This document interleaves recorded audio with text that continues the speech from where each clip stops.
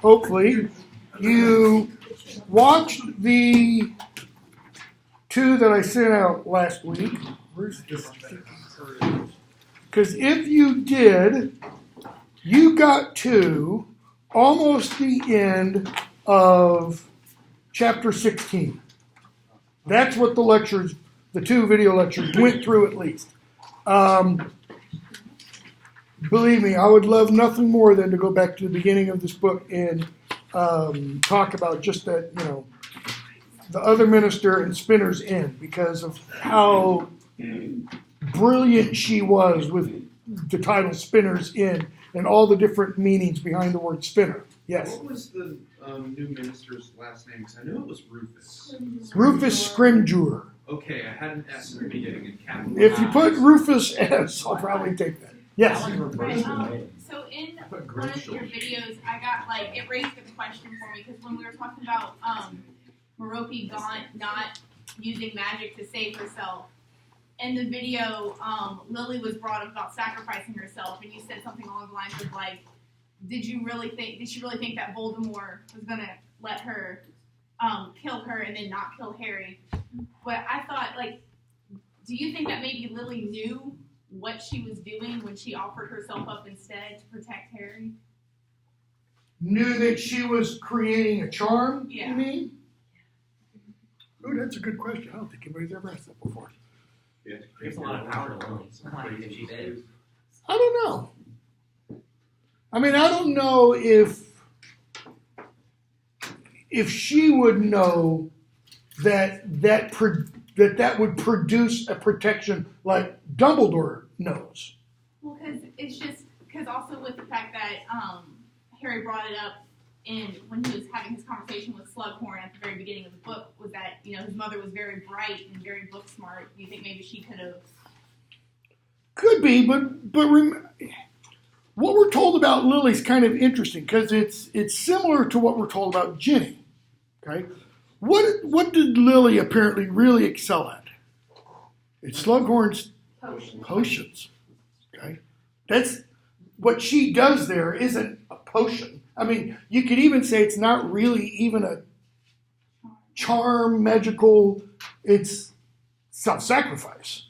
Okay, which is why it's so important that when Book 4, when Harry recounts what Voldemort said, and that Voldemort said, I've moved beyond that protection because now I've got Harry's blood in me. And Dumbledore, there's a look of victory in his eyes. Well, that look of victory, that's linking all the way to the end of Book 7.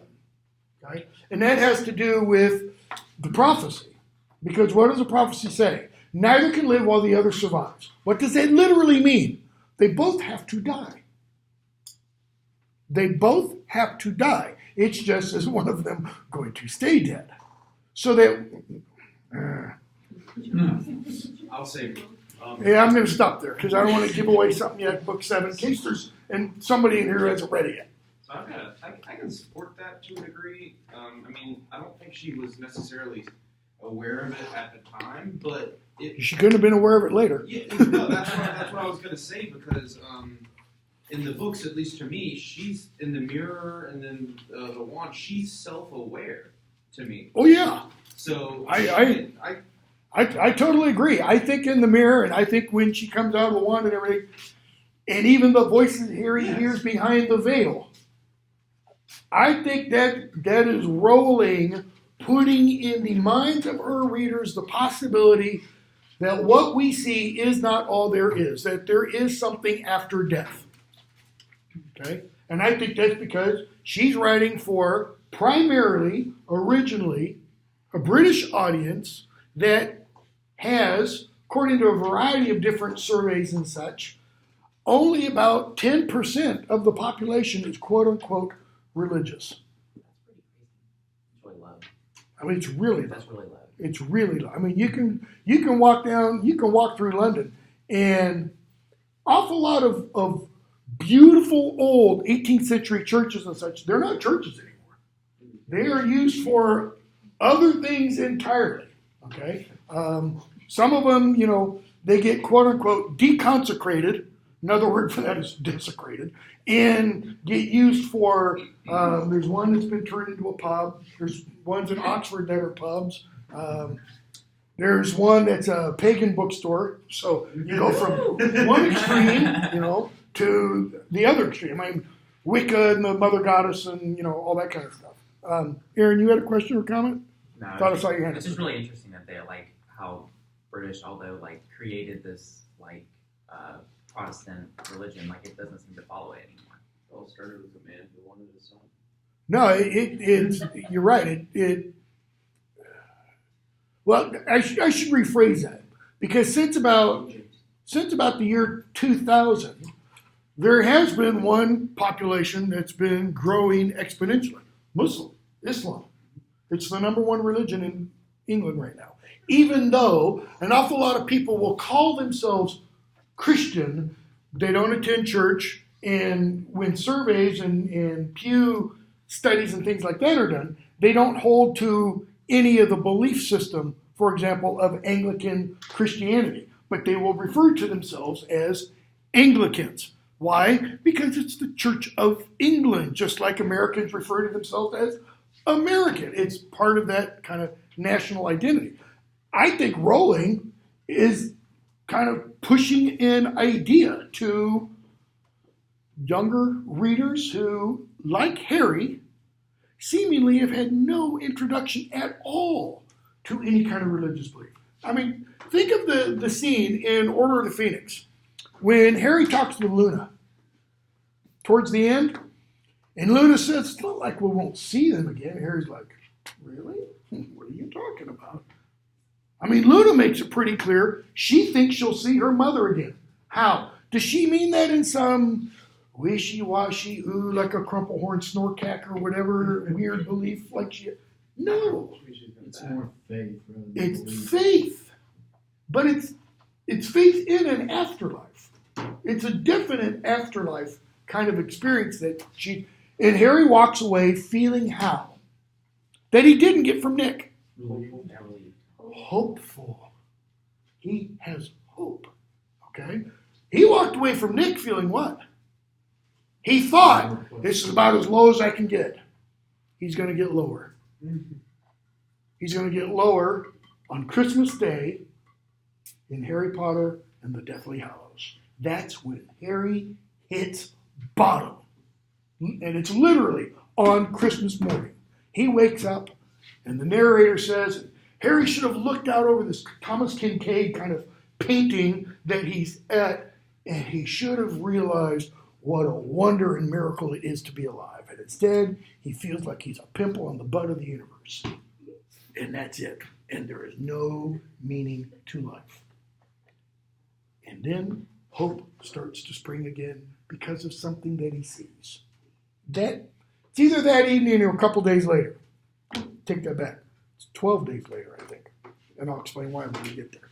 So, we're picking up at another Christmas.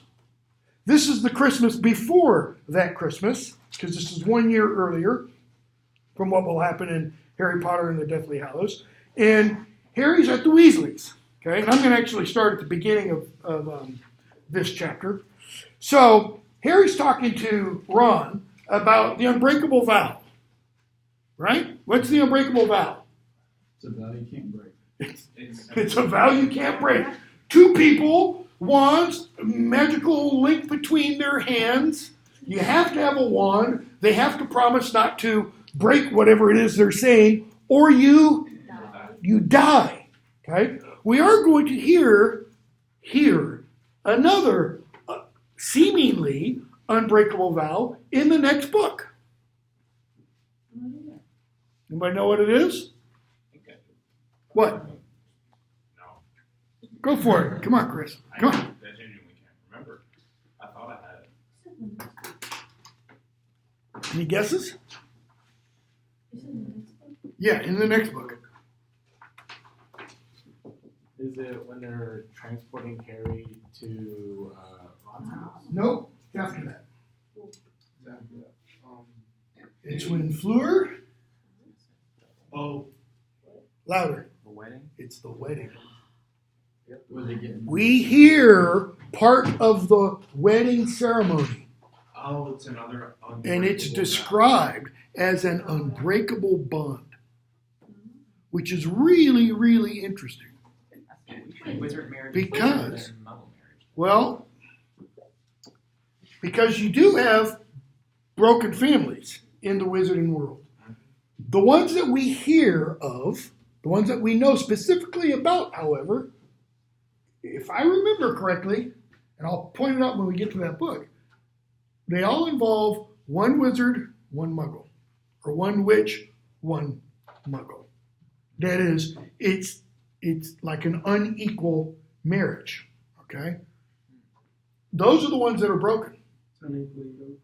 Pardon? It's unequally yoked. It's unequally yoked, to use St. Paul's language. Yes. There's also the imagery used of like the stars intertwining the couple whenever they're doing vows. So that could be like Symbol of eternity. Okay? Yeah, I mean, very, very much so. Okay? So, Harry and Ron are talking, and Harry's like, well, what is it? Ron says, you can't break an unbreakable vow. Harry's like, thanks, Ron. So what happens if you do? You die. And then Ron says, Fred and George tried to get me to make one when I was about 5. Yeah, that's a good sign. How? How would Fred and George know the spell? You got to have one of these too. The smartest things are hidden behind the dumbest things. But Rowling makes it clear. Children can't do that kind of advanced magic. I don't think she thought that through.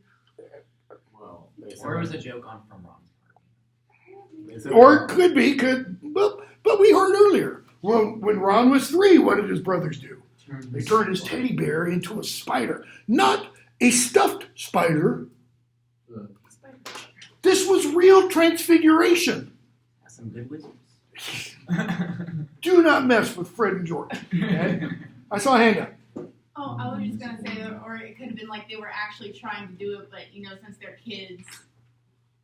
Yeah, well, I mean, I agree. That's possible. Ron says, Dad went mental. Only time I've ever seen Dad as angry as Mom. Ron kind of seems to be implying there that Mr. Weasley took it serious.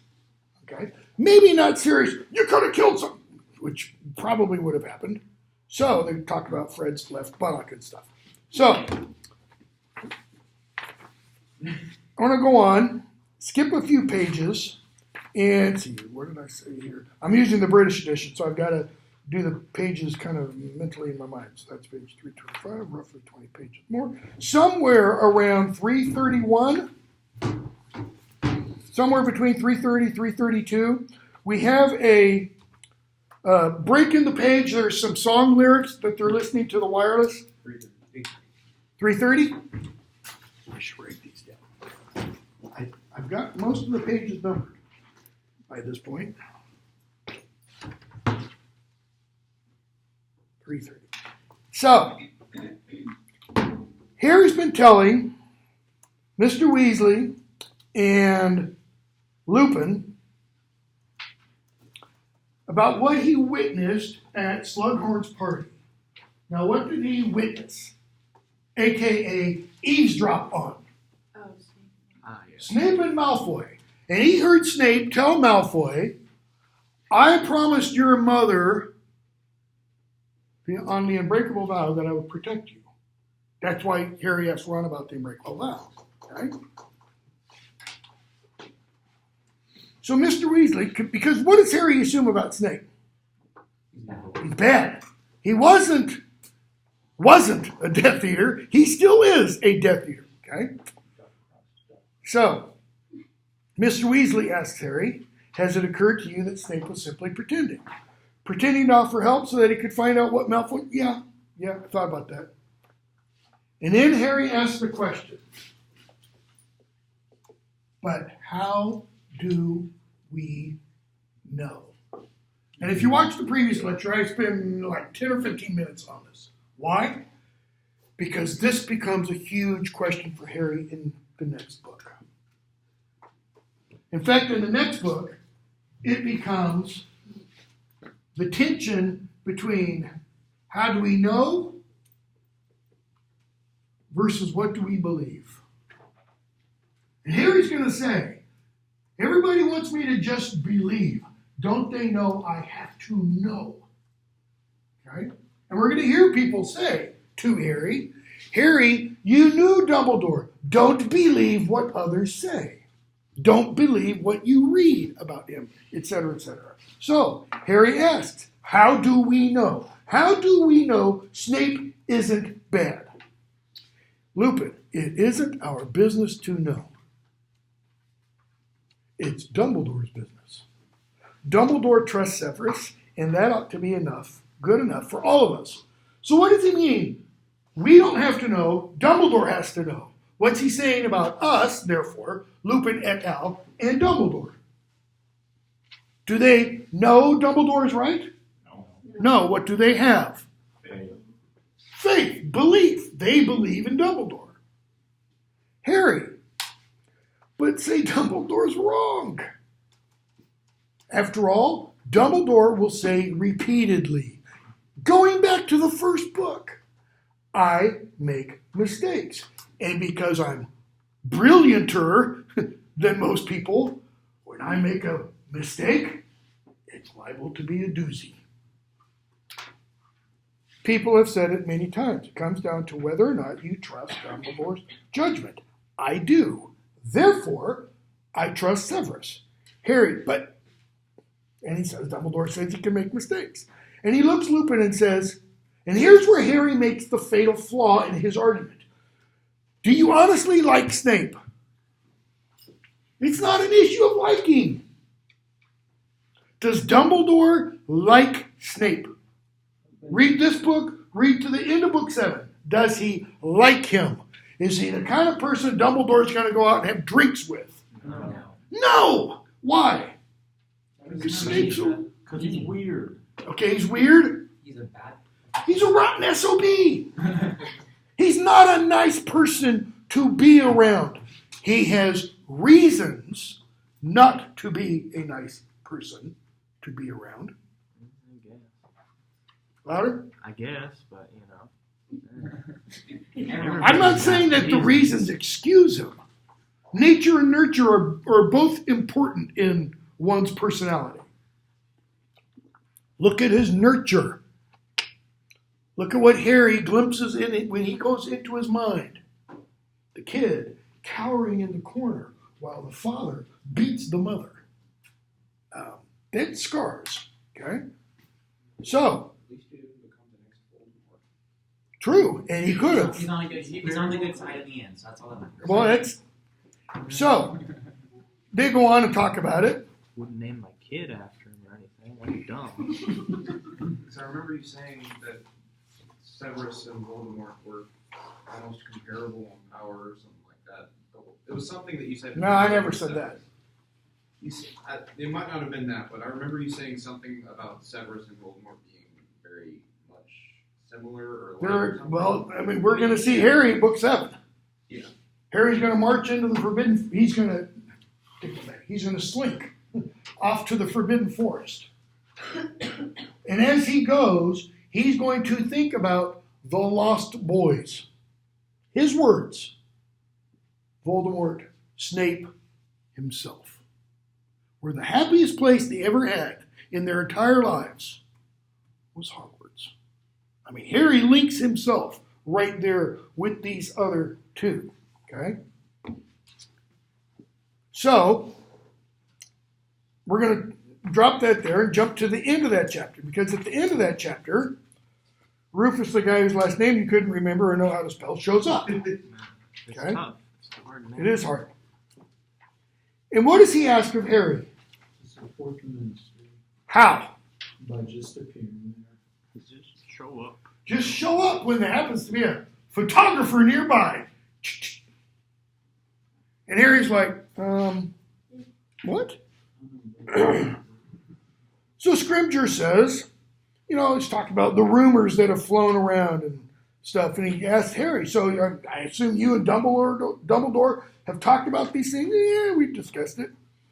Really, really, really. And what's Dumbledore told you, Harry? It's between us. He kept his voice as pleasant as he could. Scrimgeour's tone, too, was light and friendly.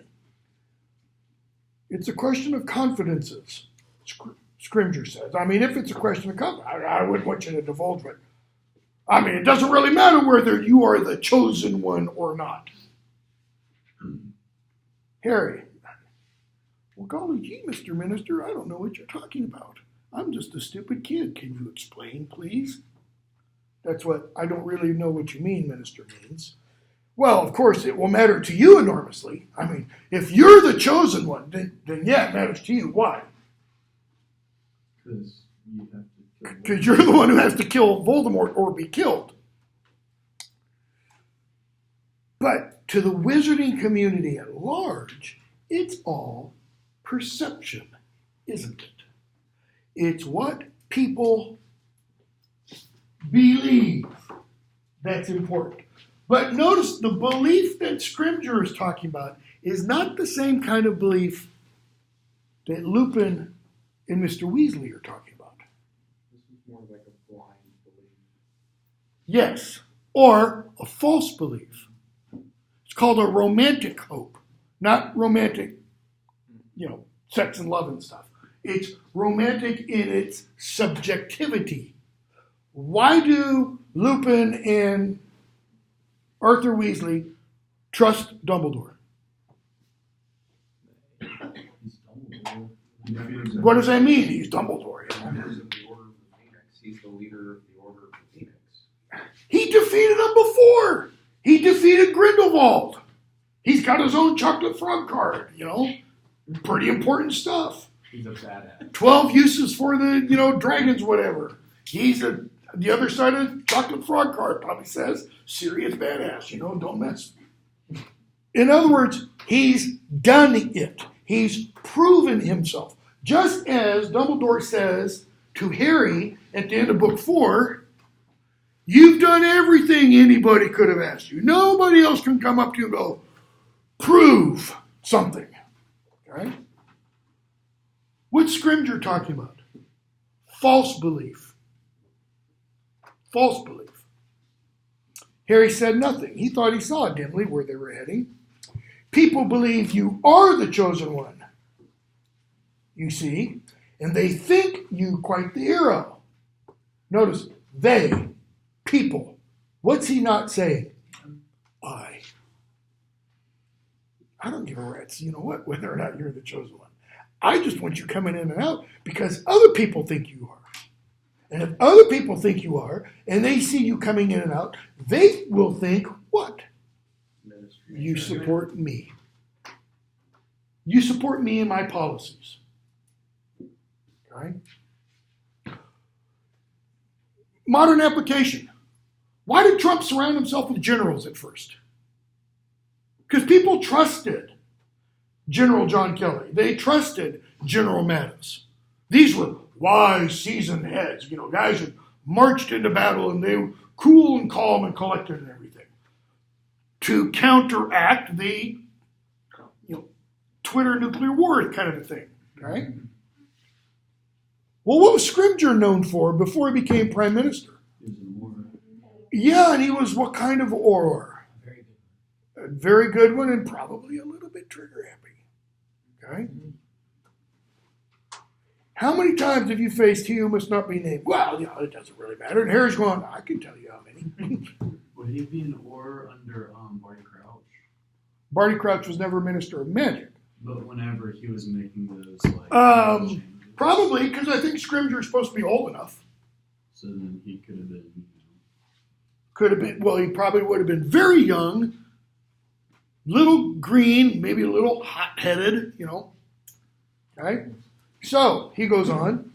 There's the idea that there is somebody out there who might even be destined to destroy he who must not be named. Well, I guess people are left. It makes them feel good. Okay? Harry, I don't understand what you mean. Because notice what Scrimgeour has not done. He's not spelled it out in black and white. So Harry's saying, For us stupid people, speak small words slowly. What do you mean, stand alongside the ministry? Well, nothing serious. I mean, if you were to be seen popping in and out of the ministry from time to time, that would give the right impression. What would be the impression? It'd be Captain America in a silly little dance girl outfit, right? Selling war bonds, rather than marching into German, POW camps and stuff. Harry, so you want me to give the impression I'm working for the ministry. It would give everyone a lift to think you are more involved, Harry. What's the implication? What are you doing, kid? He's not involved. It's not like 2 paragraphs ago. He's like, "Will you face you who would not be named many times?" So what are you doing? The chosen one. It's all about giving people hope. The feeling that exciting things are happening. Notice, hope, the feeling. Are exciting things happening? How'd the book begin? The way Harry expected book 5 to begin, right? Yeah. People disappearing, bridges, etc. Certainly exciting in a sense. Hurricanes. You got to admit, 9/11 was an exciting day. 2001. Hadn't happened. Nothing like that had happened before. God forbid anything like that. I don't want that kind of exciting day again. I've lived through, big earthquakes. I've lived through the F4 tornado that came into town. I was in my car getting ready to turn on Highway 96. Cars were pulling over. I turn and look to the right, and there it is, 200 yards away, coming at me. Jammed that sucker in reverse and backed up 200 yards to my house. And then, like the damn fool I am, stood under my front porch and watched it. Growing up in California, always wanted to see a tornado. No thanks. I could go the rest of my life and never even see one. Harry, but if people will think I approve of what the ministry's up to. Well, that's the idea, Harry. No. You locked up Stan Shunpike. Who is Stan Shunpike? The night bus.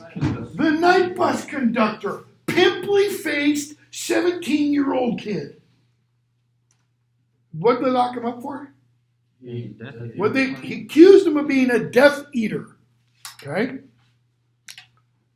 Oh, you wouldn't understand. You're 16 years old. These are dangerous times. And Harry should go, wait a second, just stop right there. Last year, I fought Voldemort. I mean, Dumbledore helped. I fought Voldemort. Year before, I fought Voldemort. Let's see. Oh, yeah. The year before, I Killed Voldemort. Well, I didn't kill him, but I outed his, right-hand man, so to speak. Year before, if I'd have... Tell me I'm 16 years old. Dumbledore's a lot older than 16. He doesn't think Stan should be in Azkaban either. You're making Stan a scapegoat, just like you want to make me a mascot. I see you prefer, like your hero Dumbledore. Notice how frosty it's gotten, title of the chapter. To disassociate yourself from the ministry. I don't want to be used. Echoes, if you know the rest of the series, into book 7. Because what's the problem? You're being used. Sacrificial lamb, man, being led to the slaughter. And he's unaware of that at this point. Okay? Some would say it's your duty to be used by the ministry. Why? What's the highest authority in the magical world? For England, Great Britain, it's the Ministry of Magic. For Bulgaria, it's their Ministry of Magic. Okay? You should be happy to work for your government or to die for your government. Read a great poem by an early 20th century poet who died in the First World War called Wilfred. His name is Wilfred Owen. Dulce et decorum est. Part of a longer verse from the first century Roman poet Horace that says it is beautiful, it is meet and beautiful to die for one's country. And Owen, in this beautiful poem, Dulce et decorum est, shows it might be meet, it might be appropriate, but it sure as hell is not beautiful. When you have to walk behind a wagon that has somebody thrown in it, who's suffering from mustard gas. And as he's coughing, and every time the wagon hits a bump, it does this, and he bumps, and his lungs are turning literally to mush.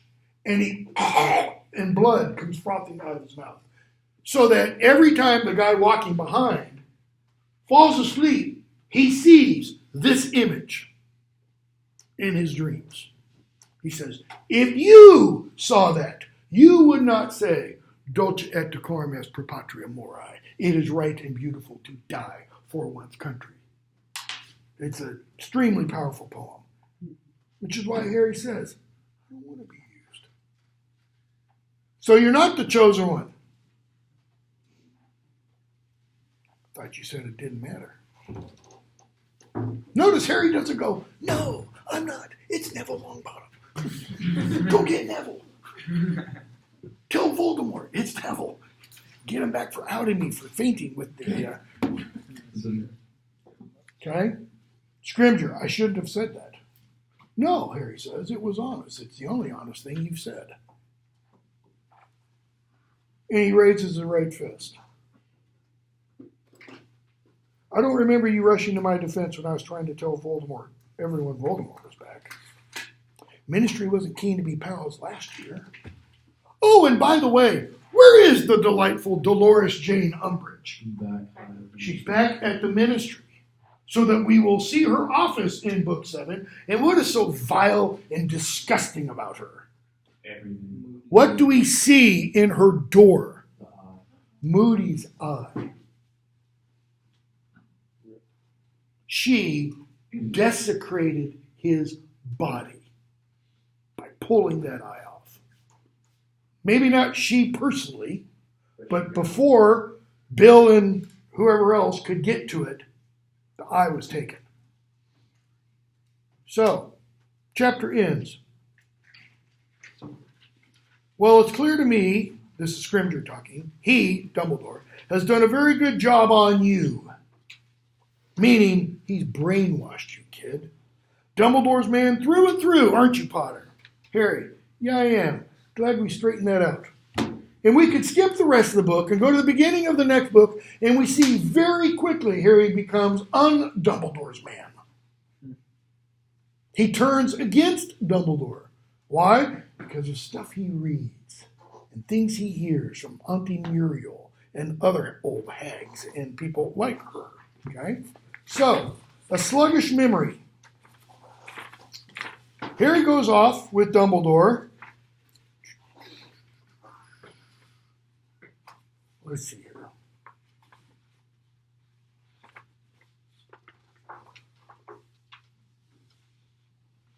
And goes into another memory. This is somewhere around 362, 363. They see Morphin with the young Tom Riddle. Okay. And we see Tom Riddle get the locket and such. And they come back out of the memory.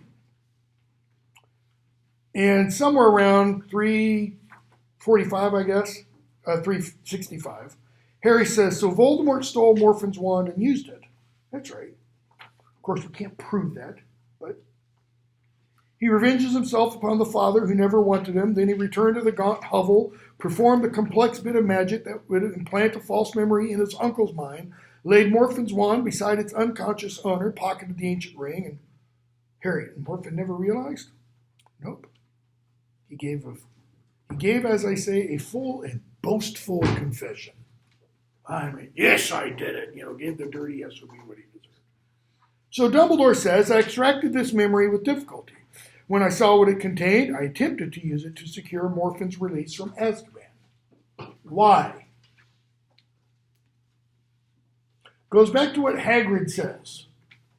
Both in Chamber of Secrets, and a little after the first half, I don't know, about 2/3 of the way through in Goblet of Fire. Azkaban's awful. Okay, Azkaban's awful. What else? Dumbledore gives people what? second chances. I was going to say Azkaban had a track record of having the wrong people on it. It does.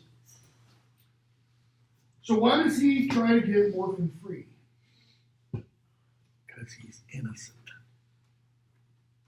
Does that mean he's innocent like a child? No. But he's innocent of the crime he was convicted of. He did not deserve to die in Azkaban for that crime. He might have deserved to die for other crimes, but not that one. Whatever Morphin was, Dumbledore says, he did not deserve to die as he did, blamed for murders he had not committed. Okay. One more memory. And this is a memory with a young Horace Slughorn. So Tom Riddle comes in and he asks Slughorn about Horcruxes. And Dumbledore tells Harry, that's not Slughorn's real memory. That's a modified memory. Harry, I need you to get the real memory. Once you get the real memory, then we can talk about it. But there's nothing else really to talk about until you get that real memory. Okay? Chapter 18. Don't think there's much I want to discuss in this one. Ron's birthday comes up. He eats the chocolates. Falls in love with Romilda Vane and such. Love potions.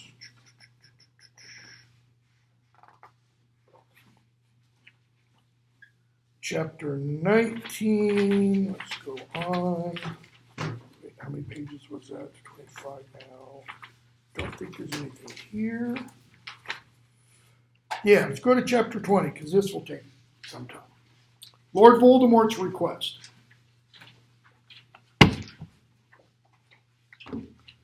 So Harry and Ron leave the hospital wing and go back to their room. Harry goes in, has another lesson with Dumbledore. And Dumbledore asks him, have you tried? Have you had any progress on that memory? He says, no. He says, I asked Slughorn about it at the end of potions. He wouldn't give it to me. How did Harry ask him about it? He pretty much asked him the same way Tom Riddle kind of did in the memory. Okay?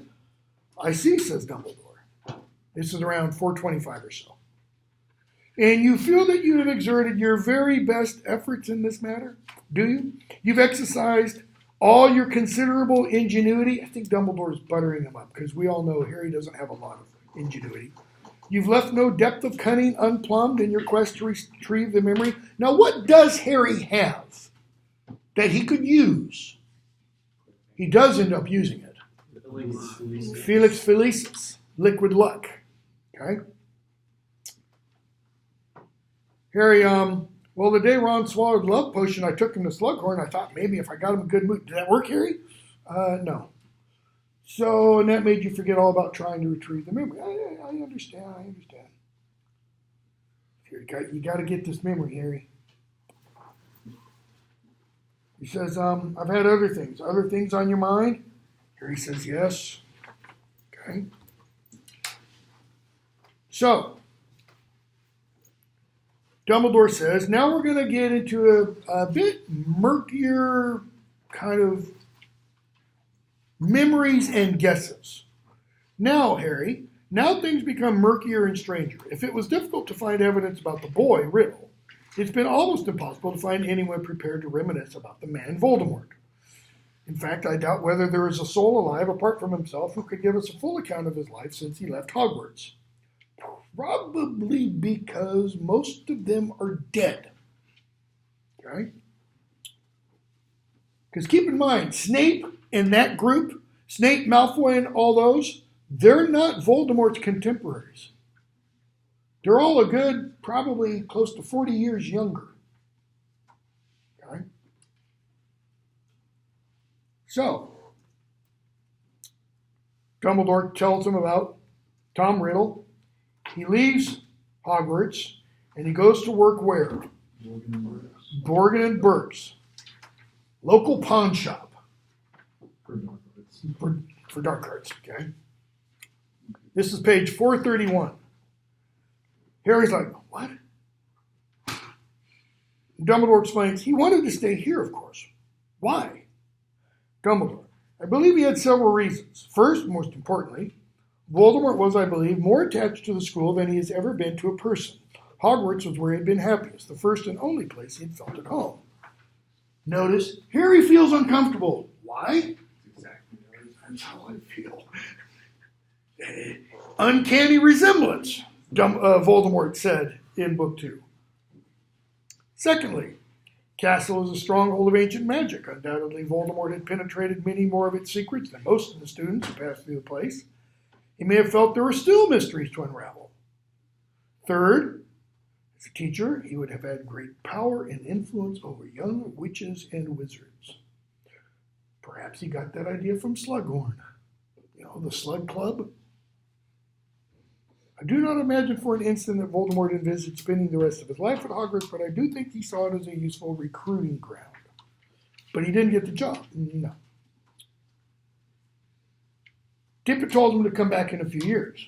Harry, and how did you feel about that, sir? Harry kind of turns the counselor question on. Deeply uneasy. Okay. Harry asked, what job did he want? Defense against the dark arts. It was being taught at the time by an old professor. So Voldemort instead goes off to Borgin and Burks. Okay, so they talk about that, and they go into a memory, and we see Hepzibah Smith, sorry. It's right in front of me. My memory blanked out. And what does she bring? What does he get from Hepzibah Smith? A cup of Helga Hufflepuff. Okay. So what does he already have? One of the items from the 4 houses. I guess. He's got Slytherin's. Does he have that yet? No. Nope. I think so. I could be wrong. It's coming up. He's got Slytherin's ring. He took that from Orphan. Okay.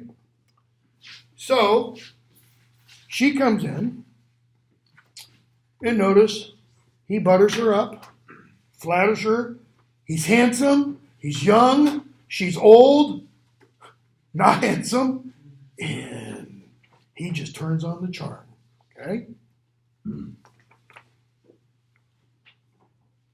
So there's the cup. And then, next page. What else? The locket. So, Hufflepuff's cup.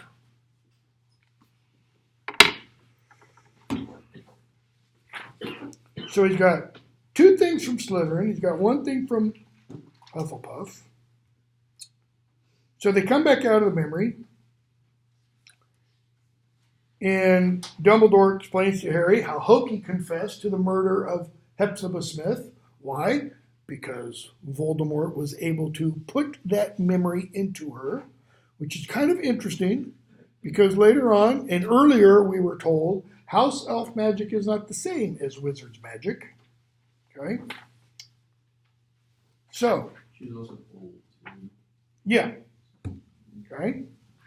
So, Harry and Dumbledore, they talk some more.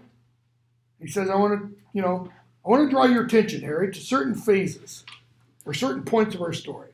Voldemort had committed another murder. Whether it was his first since he killed the Riddles, I do not know, but I think it was. So who are the Riddles that he killed?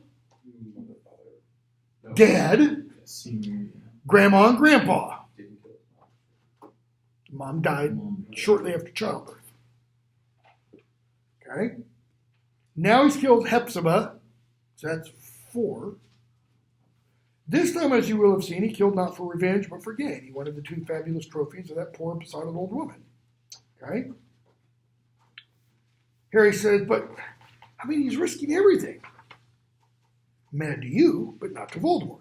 I hope you will understand in due course exactly what those objects meant to him, Harry, but you must admit it's not difficult to imagine he saw the locket, at least as rightfully his, because he is what? Slytherin.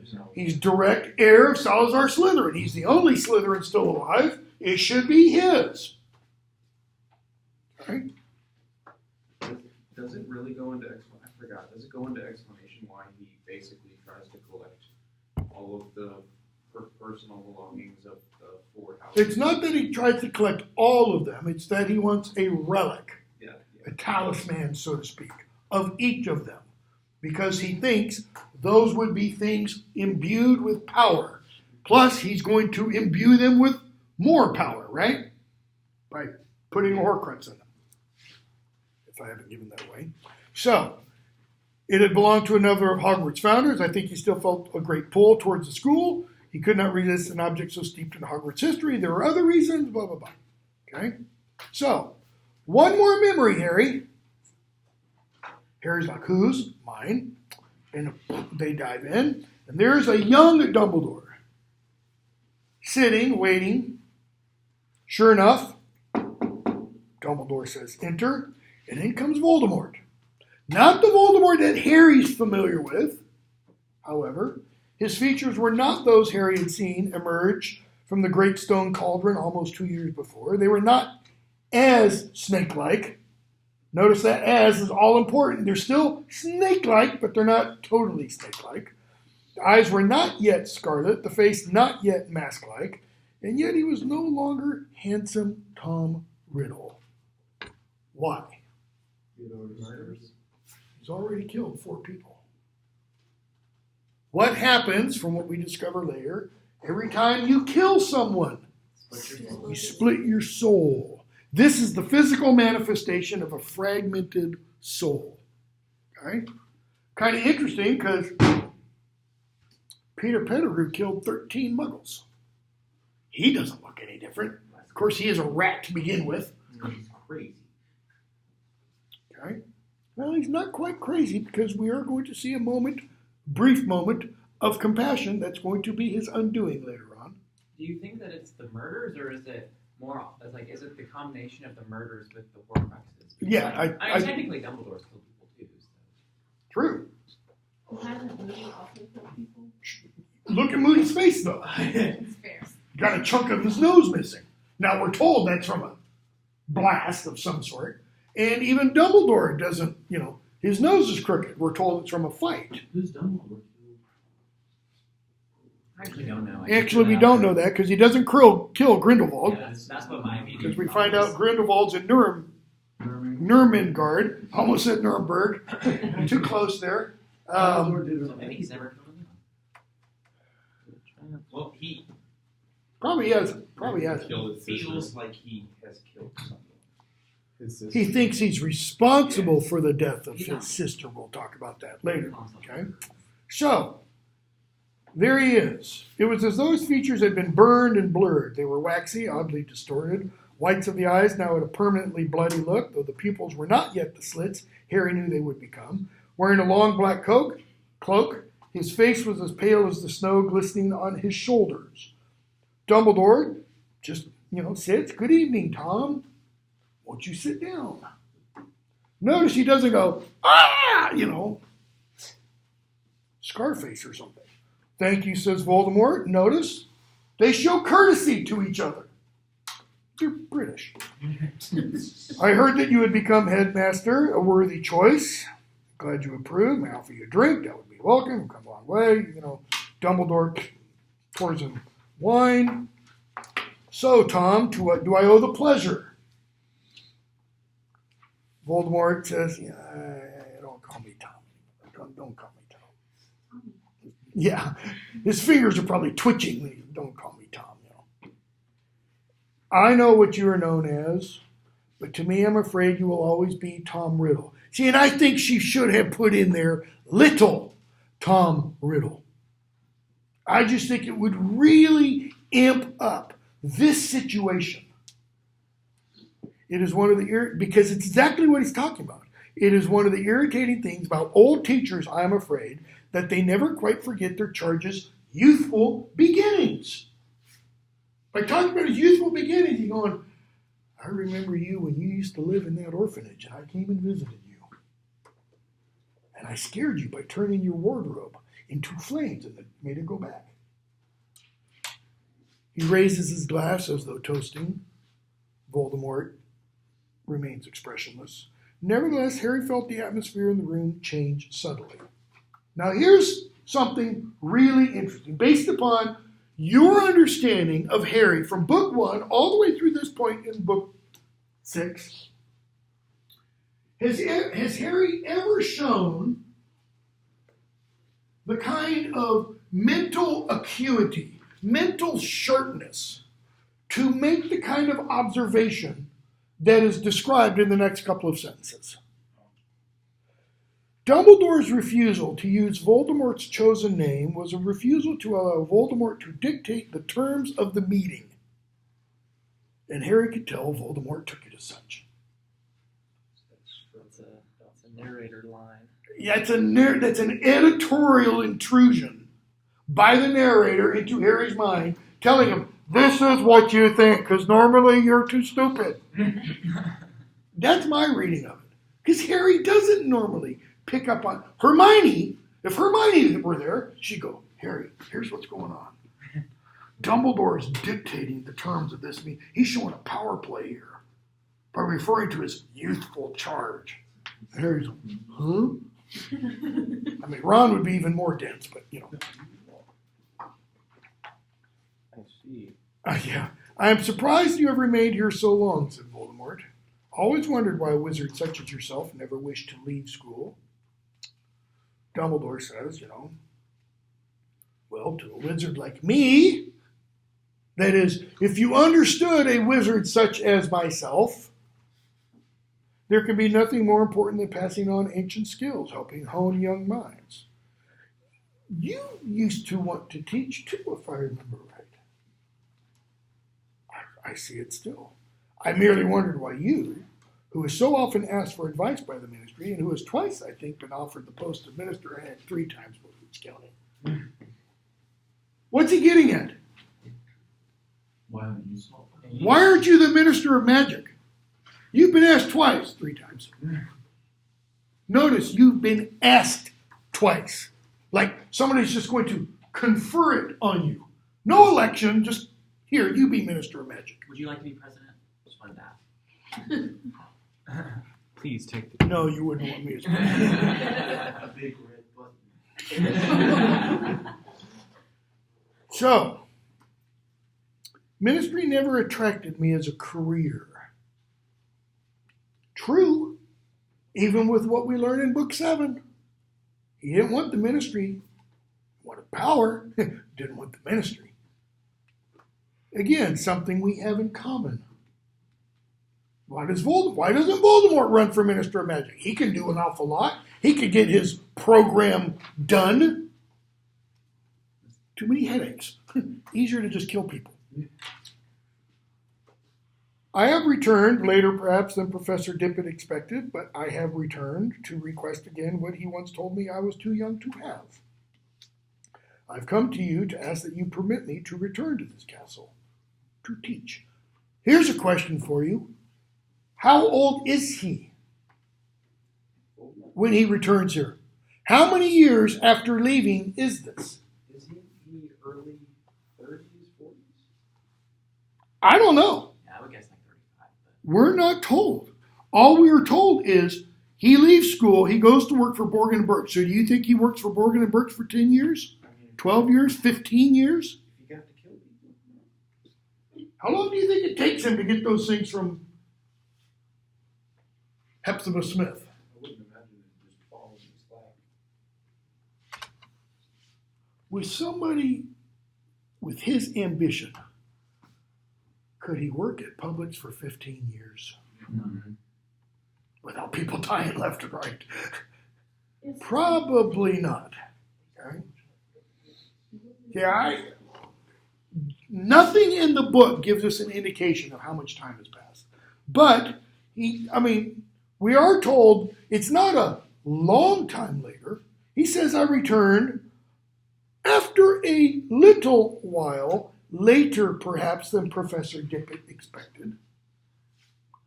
I think, I could be wrong, I think he's in his 20s. When did he ask Dippet?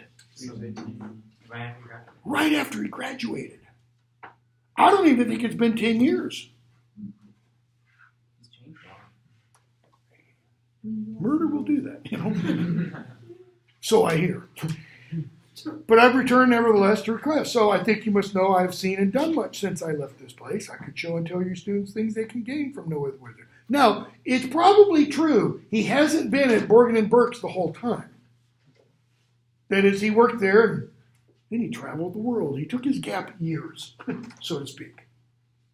Dumbledore considers Voldemort over the top of his own goblet before speaking. Yeah. Certainly do know you have seen and done much since leaving us. Rumors of your doings have reached your old school, Tom. I should be sorry to believe half of them. Great, I love this passage. Greatness inspires envy. Envy engenders spite. Spite spawns lies. Okay? It's all true. That is all true. What are these rumors that you... Where's the falsehood in assuming he is great? Okay? What are the rumors? We don't know at this point. Well, Dumbledore, I think, knows, because for Dumbledore, they're not really rumors. Why? Well, Tom's going to say in just a moment, omniscient as always, because he's got spies everywhere. Why does he say you must know this, Dumbledore? You're great! He's Okay. trying to put himself on the level of Dumbledore. Well, could be. But he's also saying, you know what it's like to be great. You know what it's like to have people envy you. You know what it's like to have people spite you. You know what it's like to have people, what's the last one? Hate. Lost my spot. Lies told about you. Dumbledore. Oh, so you call it greatness, what you've been doing. Certainly. I have experimented. I've pushed the boundaries of magic further, perhaps, than they have ever been pushed. Let's take it outside the realm of magic for a moment. Let's take it outside the realm of the book. And let's say he doesn't say magic.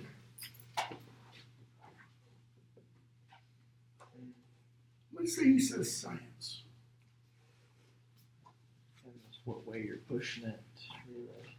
It reminds Does it matter which way you're pushing it? No. Either way, what you talking about? The boundaries. The limits. Well, what are the commonly accepted, or are there limits to science? Human experimentation. There's all kinds of human experimentation. But They're called scientific studies. You volunteer for some of them. To me, But I take your point. Go ahead. To me, this passage reminds me of kind of like Voldemort. The way he's talking reminds me of the experimentations that the Nazis did right before the wars. Like either halfway in between or right before the war started.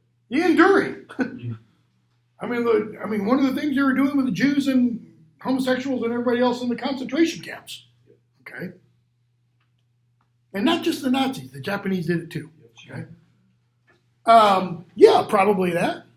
But, I mean, okay, take that kind of stuff out for a moment. What about, gene editing? The whole CRISPR stuff. Or the stuff going on, China has actually talked about.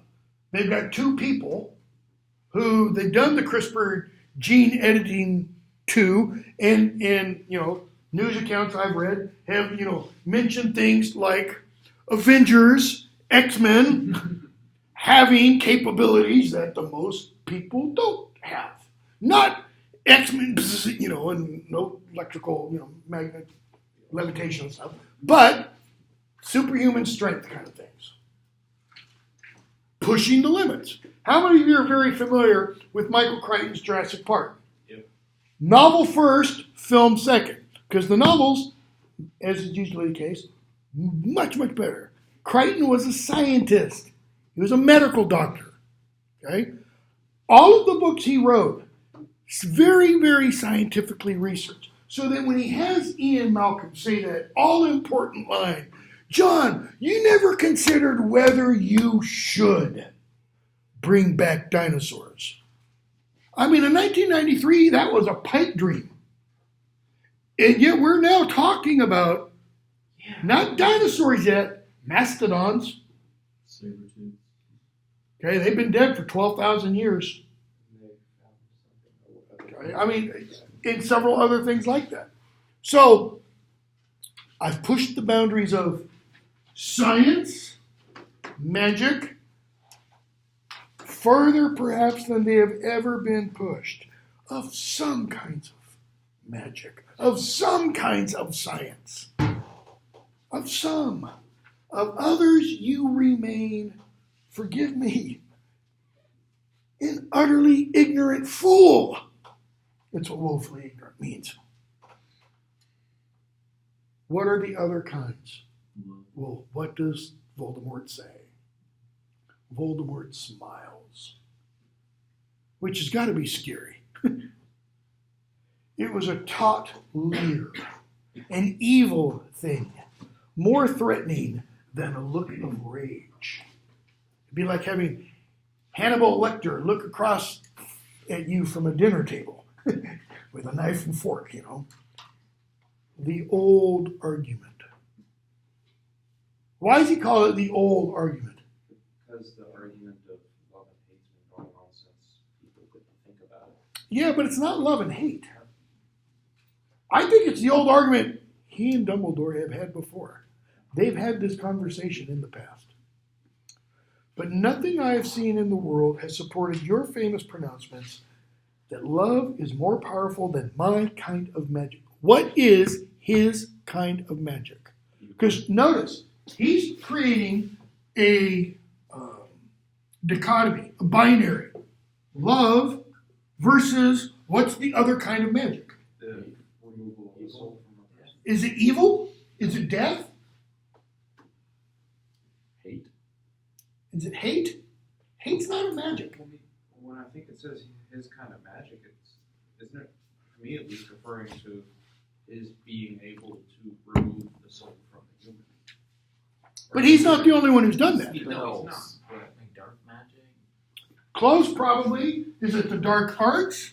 Well, what has he pushed farther than anybody else? He told Harry in book 4. Oh, death. Or like, it's like eternal life.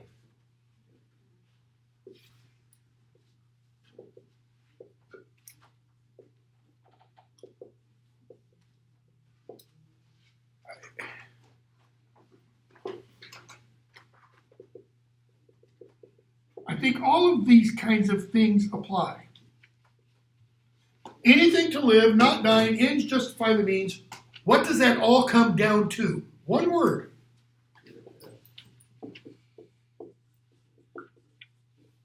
Power.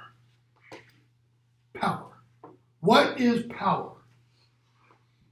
The ability to effect your will, period, on other people. How? Think of the unforgivable curses. against the Forcefully. Imperio. She does what I want. Crucio. Avada Kedavra. All three of those, my will has been enforced. Or, Wingardium Leviosa, and I make something, an inanimate object, do what?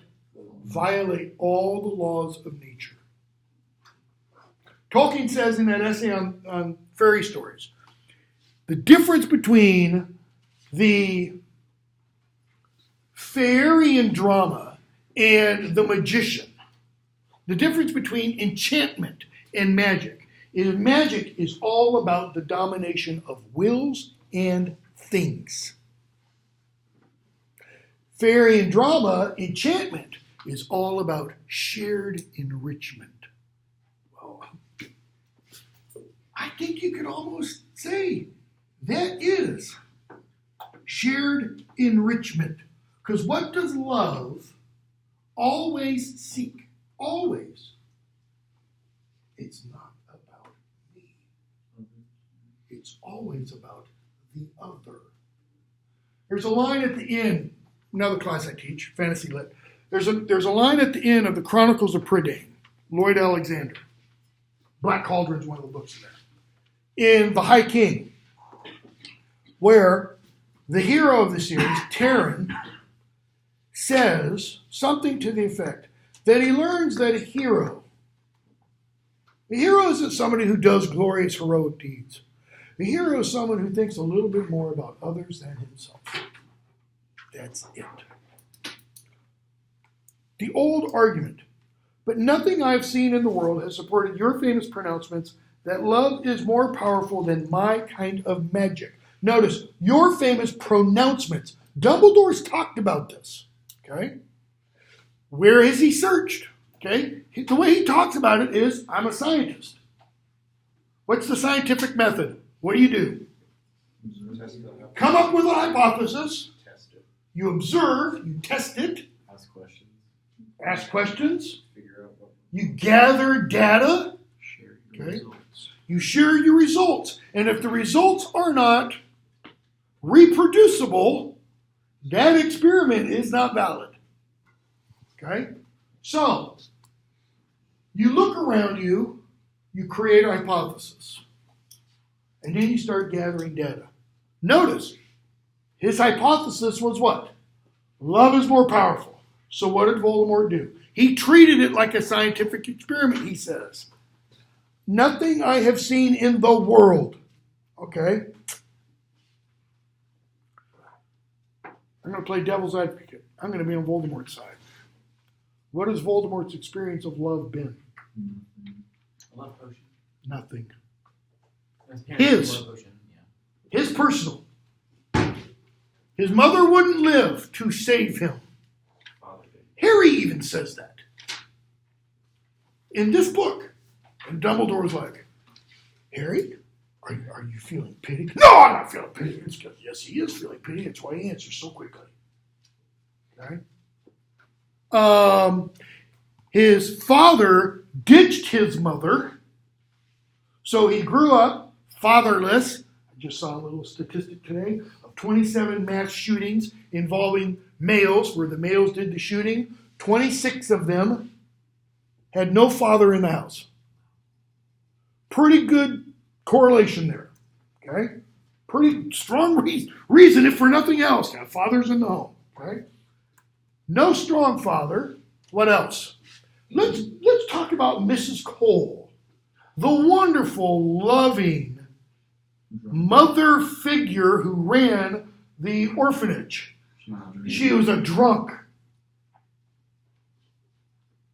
Did she show anything at all like love?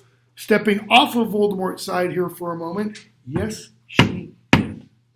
What did she try to do at least twice a year, we're told? Or maybe it's once a year. Take them out to the country.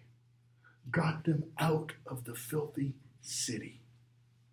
Let them experience another aspect of life. What else?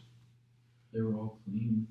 She gave them a place to live. Yeah, she didn't kick him out. She fed them. Might not have been great food. Clothed them. Might not have been great clothing. Beggars can't be choosers. He didn't. Beggars can't be choosers. He didn't grow up on the street. Okay? What else? Dumbledore's going to talk about his friends to Harry in a moment. Does Voldemort really have any friends? No, he doesn't. He was a basilisk. No. It's a pet. He had a snake. We won't talk about that relationship because that's weird. Now, Rowling, I don't remember if I mentioned it here before. I think I did.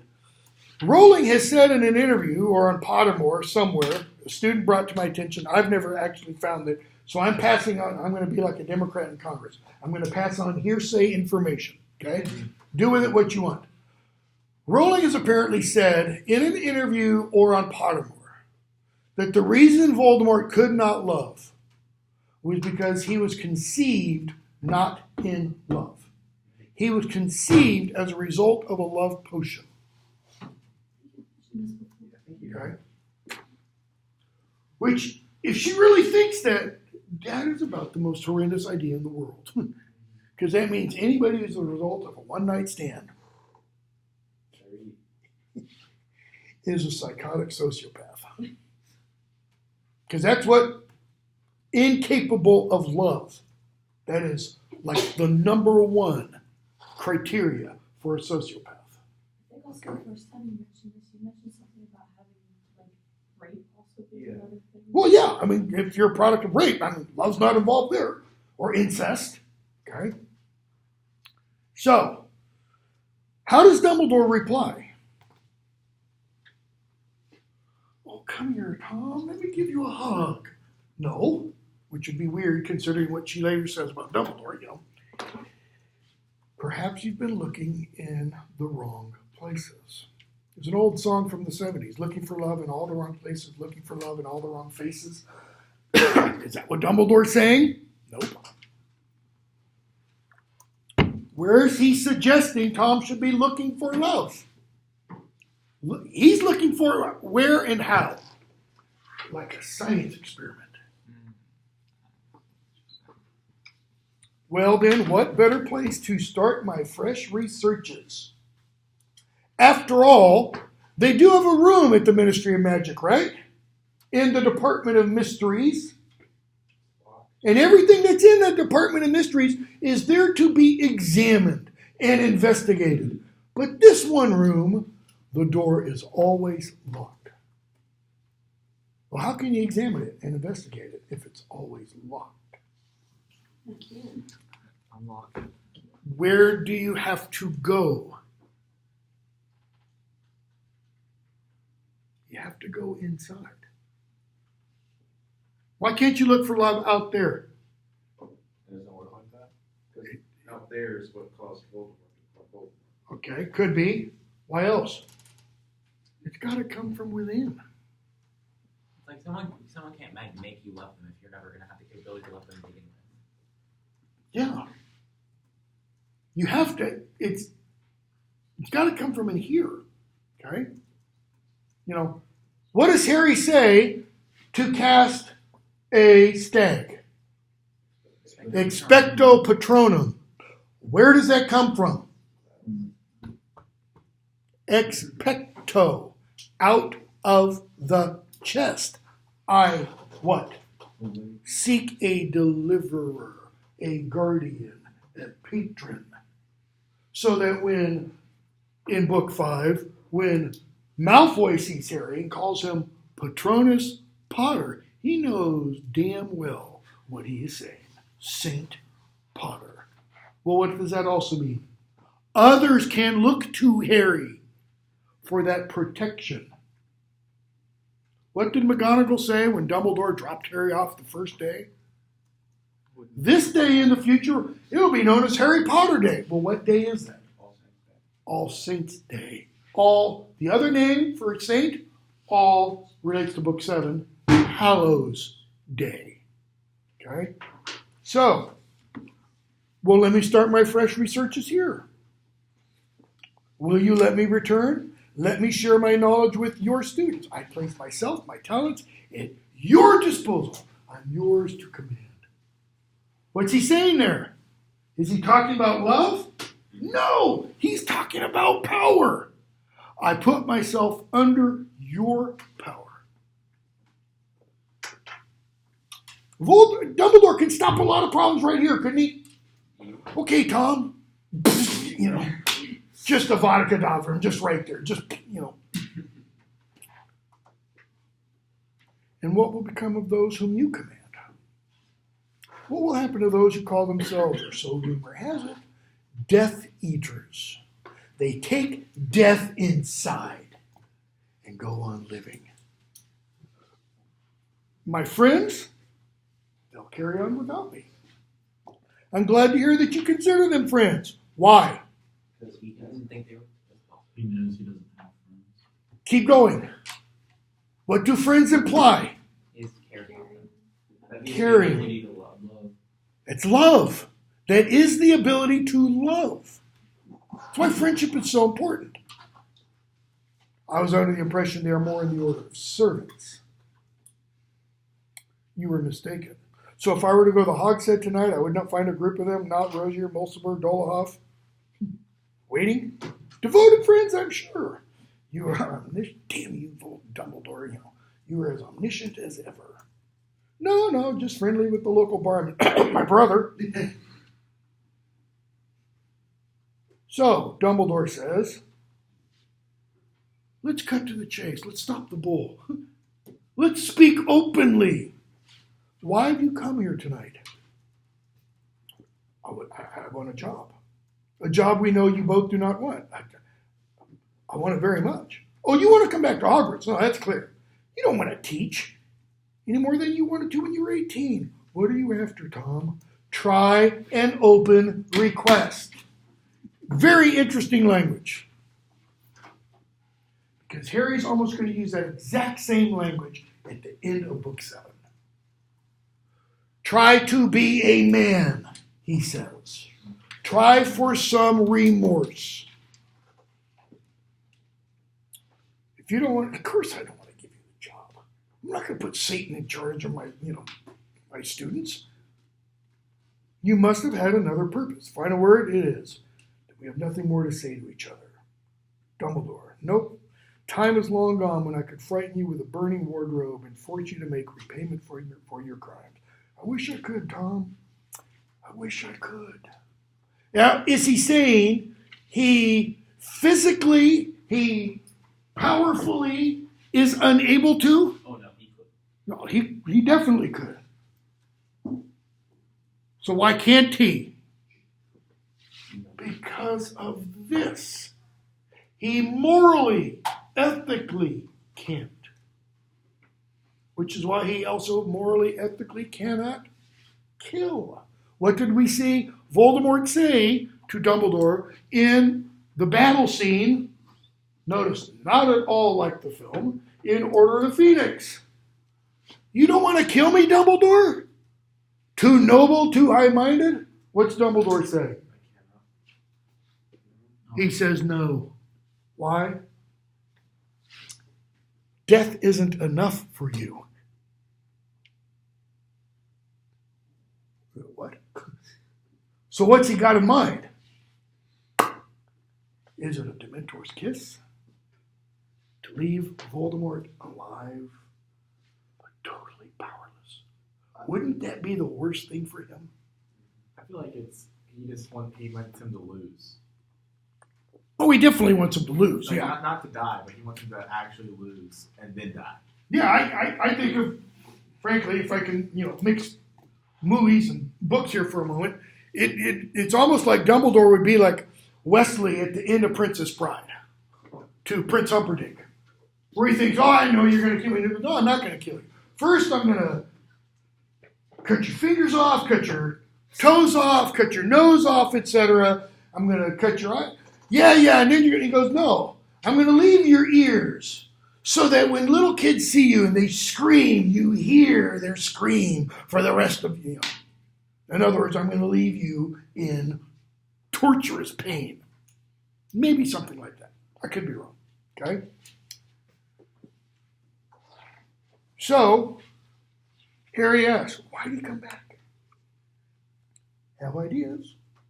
What? Get the memory. Get the memory, Harry, then I can tell you. Was he after the Defense Against the Dark Arts job again? He definitely wanted it. Okay? So, chapter 21, the Unknowable Room. I don't think there's anything in there. Yeah, I don't need to talk about that. 22, after the burial. How does Harry get the memory? Getting him drunk. Who dies? Aragog, a freaking spider, They get Hagrid and Slughorn to bury it, and then Harry does what? Gets him drunk, uses the Felix Felicis, and starts talking about his mother. Because he knows his mother is a soft spot with Slughorn. That's not evil. That's pretty good manipulation, though. I mean, he's going to make a great father.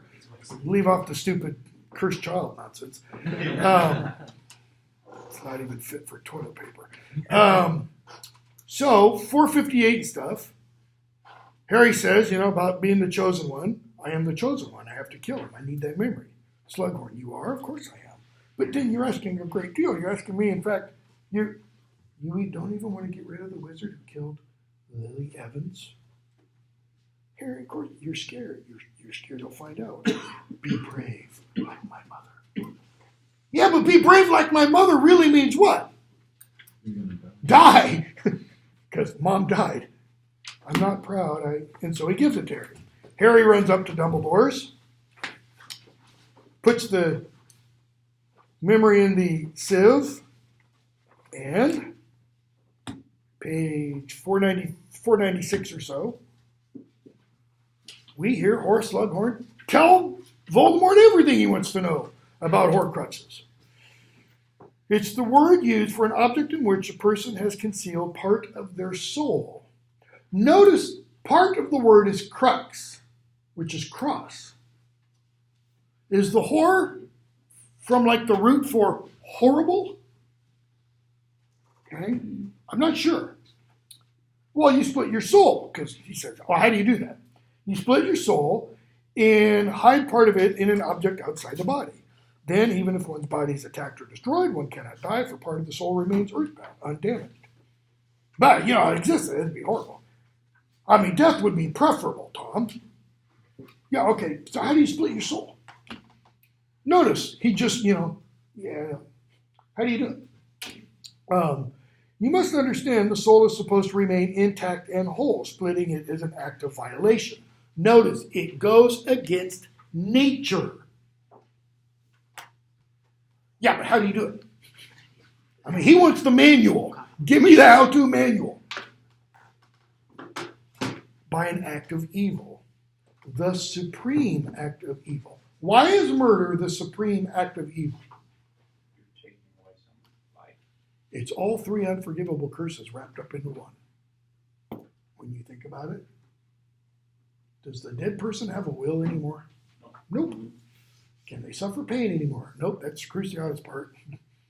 It's all of it. Killing rips the soul apart. The wizard, intent upon creating the Horcrux, would use the damage to his advantage. That is why Peter Pettigrew is not physically deformed. He didn't create Horcruxes when he killed all those muggles. He just killed a bunch of people. His soul is mangled to shreds. Right? How? I don't know. But, if one Horcrux would be much use, could you split your soul more than once? Wouldn't it be better? Make you stronger? I don't know. Have your soul in more pieces? 7's the most powerfully magical number. Notice he doesn't even blink, seemingly, at what would be required to have 7 Horcruxes. That means 7 murders. Merlin's blood, Tom. Bad enough to think of killing one person, but to rip it into 7. It's all hypothetical. This is academic research. This is science pushing the boundaries, So, Harry and Dumbledore talk. And Dumbledore says, as far as I know, as far I am sure as Voldemort knew, no wizard had ever done more than tear his soul in 2. Now, that's interesting. He's saying up until Voldemort, only one other wizard had ever killed? Made 2 Horcruxes. Well, but he says murder splits the soul, not making the Horcrux. Making the Horcrux is taking a part of the soul that's split and putting it in this, God forbid, this iPhone. At least it's not a Google phone, right? So who's the other one? It's literally, as far as I know, as far I am sure as Voldemort knew, no wizard had ever done more than tear his soul in 2. That's to be Grindelwald. That's what I think. And who would it be then? Who's the one Grindelwald killed? Dumbledore's sister. We find out in the next book. That's the only guess I have. So all the people who died in previous Triwizard tournaments, accidental. Kind of implies. I can't think of a way around this. Kind of implies that however long wizards have been around, they've not murdered each other. I find that hard to believe. I find it very hard to believe. They've killed goblins and centaurs and. In the Tale of the Three Brothers, there's a wizard that kills the drunken wizard. True, but that's what? That's a story. But all stories are based on facts. Are they? To a degree. Hansel and Gretel? To a degree. I mean, the idea is legend is based on something that happened. Well, the whole legacy of the Elder Wand. Yeah, presupposes. rests on that. Presupposes a lot of people killed for that sucker. Okay? So is this just a oops? It seems to me like it's a big oops if it is. Okay? So Dumbledore says, 4 years ago, I perceived what I received. I considered certain proof Voldemort had split his soul. Harry, what? How? You handed it to me, Harry, the diary. Oh. Okay. The diary had been a Horcrux. Cool. Diary. It's dead. That Horcrux is gone. Okay? Harry, I still don't understand. Well, it worked as a Horcrux was supposed to work. Ginny did what? Ginny gave that little piece of soul in that diary enough life for it to grow and grow and grow and grow and grow and come out of the diary. Okay? So, Dumbledore tells Harry, remember what you told me at the end of book 4? That Voldemort said, I who have gone farther than anybody else. Oh, shut up. Don't want to be reminded about anything. About the transformation, etc. He said, yeah, Harry's. Okay, so he made himself impossible to be killed by murdering other people. Okay. Harry. Next page. Somewhere, I don't know, 495 or so. He made 7 Horcruxes. But they could be anywhere in the world. Hidden, buried, invisible. Dumbledore, I'm glad you appreciate the magnitude of the problem, Harry. No, he didn't make 7. He made 6. So, Lord Voldemort, that's number 1. 2 through 6 are in other places. Let's just say this was 2. So 2's done. So 3, 4, 5, 6, Dumbledore says, are still out there. Right? Because 2's destroyed, because it was in the diary. Okay? 7th part is in him. That 7th piece of soul will be the last that anybody wishing to kill Voldemort must attack. The piece that lives in his body. Which means, in order to kill the part that's in him, you got to kill these first. You're forgetting you've destroyed one, and I've destroyed another. Here, you have? Oh yeah, that's right. The ring. So let's call that 3. So now 3's gone. So there's 4, 5, and 6 left. Well, and 7. Sorry, and 7. That's a good Okay? Right? Because what did Dumbledore's hand look like when Harry first saw him, beginning of this book? Dead. It was kind of black and burned. Now it's almost. And now it's getting worse and worse, and it's withered and such. What's happening, by the way? Curse. The curse that Snape slowed down, it's killing him. Killing him. Okay? So that when they get to the lightning-struck tower, please, Severus, please. Is he saying, please, Severus, heal me? He's saying, and Kill me. Kill me now. For 2 reasons. 3 reasons. One of those, okay, what else is killing him at that point? The potion. He drinks all that potion. That's poison. That's why he says, get me to Snape. Potions master. I know he's teaching defense against the dark arts, but he's been teaching potions for 16 years. Okay? So, the ring, Harry. All right? However, a withered hand does not seem an unreasonable exchange for a seventh of Voldemort's soul. All kinds of little biblical echoes there. Better to enter into heaven with one hand, missing one hand, Christ says. If your hand offends you, cut it off. Yeah, kind of. He's done what? He sacrificed. Which hand is it, by the way? It's his wand hand. Okay. So, 4 Horcruxes remain. And he goes on and talks about how Voldemort liked to collect trophies. Interesting, he likes to collect trophies. Who else likes to collect trophies? Serial killers. They regularly do. You can read accounts, clipping a finger, a nose, an earlobe, something strange from those they kill. Okay? So Harry starts to put 2 and 2 together and such. So we have the locket. So 1, 2. I'm going to use my number. 1, 2. So that's 4. Hufflepuff's cup. That's 5. That's a 4. So we have 4 and 5. So there's still 2 more. Okay? So they keep talking. And Dumbledore says, I cannot answer for whether he ever managed to find anything of Ravenclaw's, which we will find out. He does. Let's say number 6, which is what? Rowena Ravenclaw's diadem. And then he says, I'm confident, however, that the only known relic of Gryffindor remains safe. What's he talking about? The sword. But it's not the only known relic. There's 2. The hand. Godric Gryffindor whipped me off his head. That was Gryffindor's head, in which they put some of the brains of all 4 founders in. I'd like that.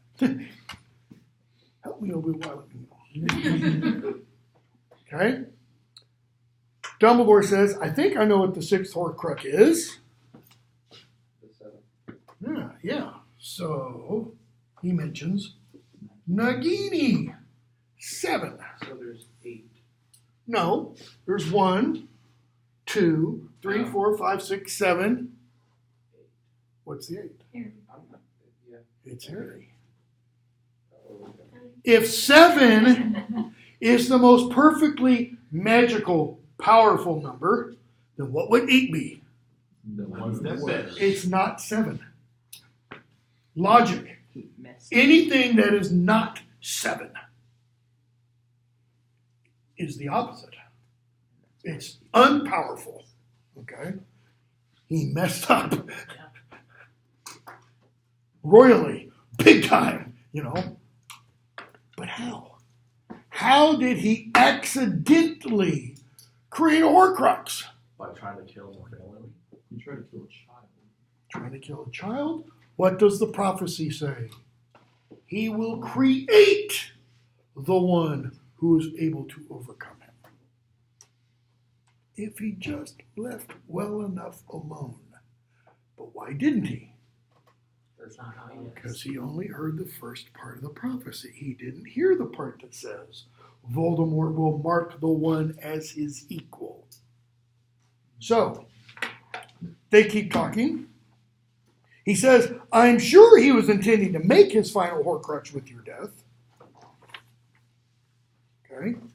Harry asks, does Voldemort know when a Horcrux is killed, destroyed? He's like, it's a good question. Not sure. He knew when he found out that Malfoy had lost the diary, he wasn't happy. Let's put it that way. Okay, so a couple pages later, I think this is right around 500 or so, Harry says, okay. So this is what's really important about all these lessons. So if all his Horcruxes are killed, Voldemort could be killed. Right? That's what you're telling me all this for. Yes. Without his Horcruxes, Voldemort will be a mortal man with a maimed and diminished soul. Never forget, though, that while his soul may be damaged beyond repair, his brain and his magical power remain intact. It will take uncommon skill and power to kill Voldemort. And Harry there is like Frodo I don't have any strength, wits, or power. Yes, you do. You have a power that Voldemort has never had. What's Harry's uncommon power? His ability to love. Love. He makes friends with everybody. That's not what it means. Love. He saves Draco Malfoy. That's love. He saves his enemy. Okay? That's kind of a visual way of laying down his life for his enemy. He endangers himself by doing that. Uncommon skill. What uncommon skill does Harry have? Quidditch. Yeah, that's going to do him a hell of a lot of good. That great final battle. He's going to zip around on his broom and take Voldemort's wand from him. Is it empathy? Nope. It's Expelliarmus. He does it better than anybody else. I've talked before. What's that spell really doing? Saving the person you're killing. Or you're trying, or like you would be battling. It's protecting the other person from harming him or herself. And when it's used against someone who's trying to kill, you're stopping them from doing what? Ripping their soul to shreds. Their soul to shreds. Okay? And in the end, it's what wins them. Exactly. And in the end, we see Harry demonstrate this, which is what so angers me about the film. Because what does he tell? I shouldn't go there yet. What does he tell Dumbledore? Dumbledore's dead. Voldemort. Try for some remorse. Be a man. I've seen the real you. He says it twice. Because what can you do with remorse? Hermione's going to tell us beginning of the next book. You can repair your fragmented soul. He's offering Voldemort the opportunity, literally, for redemption there. To make himself whole. Just like Gandalf suggests about Gollum. I have not much hope that he can find his cure before the end, but there is some. He wants Gollum to be healed, to be cured of his disease. Harry, I know it's love. Yes, Harry, you can love, which given everything that has happened to you is a great, remarkable thing. Notice, they are different. We have to talk about degrees here. But how much different is Harry's upbringing than Voldemort's? There are degrees of difference. What kind of love does he get from the Dursleys? It's neglect. It's benign neglect, which is why, passage talked about in the video lecture, when Dumbledore goes to visit, what does he do? He gives them parenting lessons. You didn't show Harry love, but at least you didn't damage him the way you did the unfortunate boy sitting between you. Dudley's like, what? How am I damaged? Shoot. I've had multimutilation 85, It's not the same in a sense, but he had the parental love of the Weasleys. Yeah, but that's not where he grew up. No, Yeah, that's why I said it's degrees. You could argue So, that Tom had it a bit better, to some extent. So when the prophecy says, I'll have the power of the Dark Lord, knows not, no, it means love. Yep, just love. Harry, never forget what the prophecy says is only significant because Voldemort made it so. Why is this so important? How is Harry treating prophecy? That's fact. Explain what you mean, Aaron. Like by saying, whenever a prophecy is created, that's going to happen no matter what. He's treating it like quote-unquote biblical prophecy or ancient Greek prophecy. If it's prophesied, it will happen, period. It is written in stone. Fate has decreed. Dumbledore is saying the prophecy is what? guidelines. No, it's not guidelines. It's a prediction of what could happen. It's a prediction of what could happen. And what does, in the prophecy, the full prophecy, notice what will keep the prophecy from happening. Voldemort not doing anything? Voldemort. We go back to book 2, right? The consequences of our actions are so varied, Dumbledore says. Why? The only reason the prophecy means anything? Voldemort chooses to act. If he hadn't chose to act, what would be inscribed on the prophecy? ST to 8PBWD,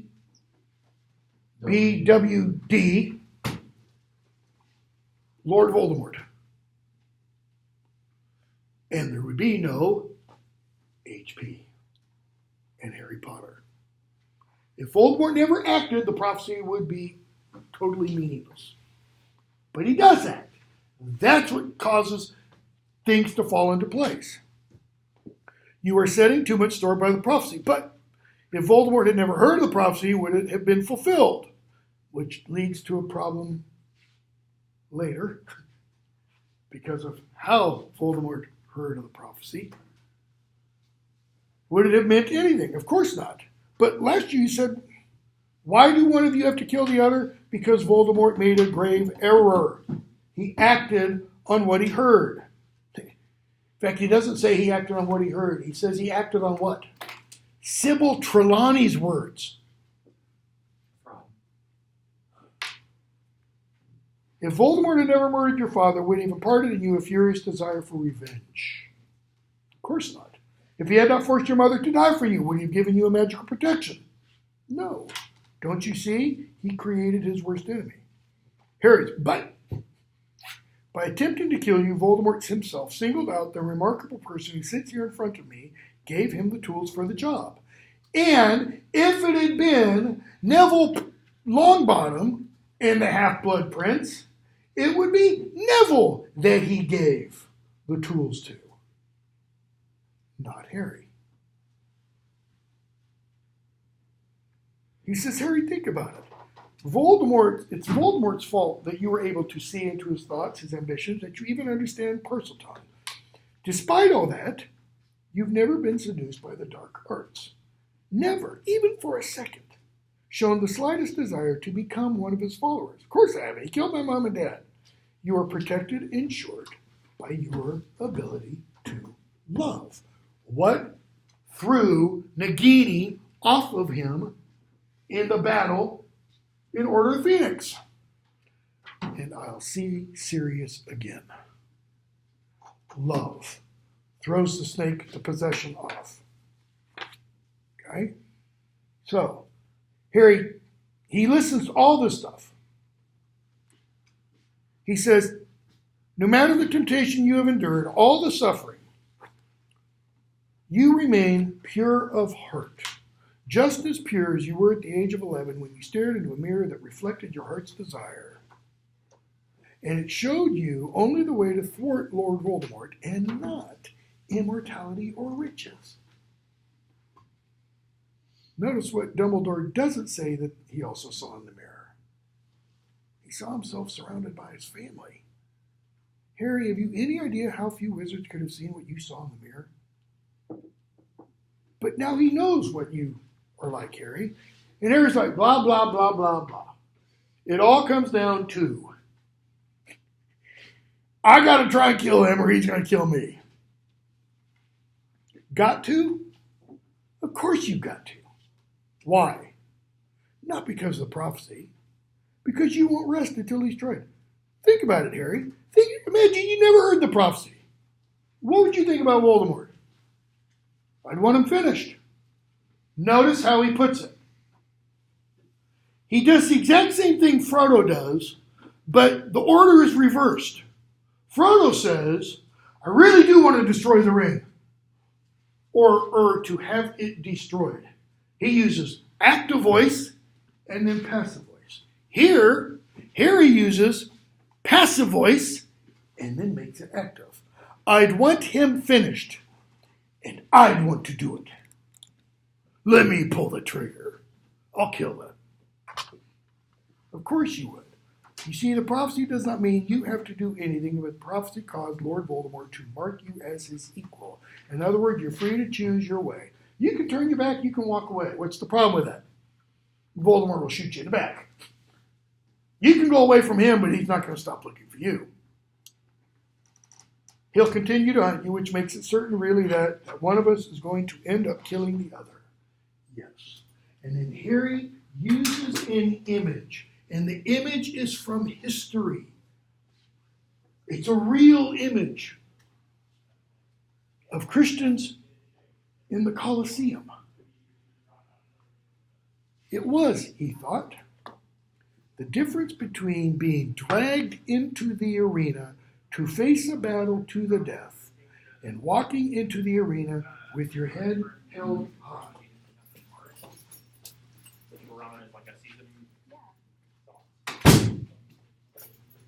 Where's he come up with the image? Why is he suddenly thinking about the arena? That doesn't refer to any other group of people. I mean, the Spanish Inquisition didn't do anything like that. I mean, that's totally the Roman persecution. Okay? And not just Christians. I mean, gladiators and stuff too. Okay? So, but notice the two sides of it. Being dragged into the arena, and the implication is kicking and screaming, or walking into it with your head held high. And we have numerous written accounts of people being dragged into the arena. And we have numerous of what are called martyrologies, accounts of martyrs, of people who say, no, you don't need to stick me, you don't need to poke me, I'll walk in. Walking in, heads held high, kneeling down, praying, the tigers or the gladiators going and, chomping them or slicing them to bits. What else? I mean, we have an echo of this in book 4. When Harry realizes, I'm going to die. And what's he do? I'm not going to die cowering behind a headstone. I'm going to stand up and face my death. He's not afraid. He's not afraid to die. Some people perhaps would say, little difference, little to choose between the two ways. Why? Either one, you both end up dead. Okay? But Dumbledore knew, and so do I, thought Harry, with a rush of fierce pride, and so did my parents. There was all the difference in the world. You can die facing death, or you can die fleeing from death. Sirius did what? He faced it. Peter Pettigrew, even though he hasn't died yet, did what?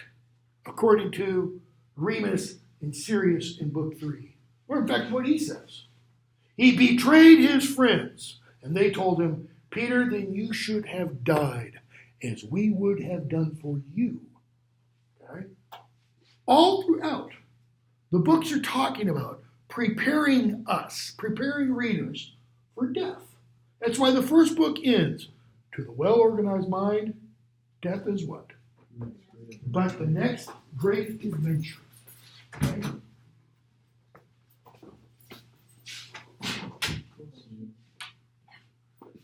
So, let's see here. Do I need to ask that? No, I don't need to ask that. Sectum Sempra.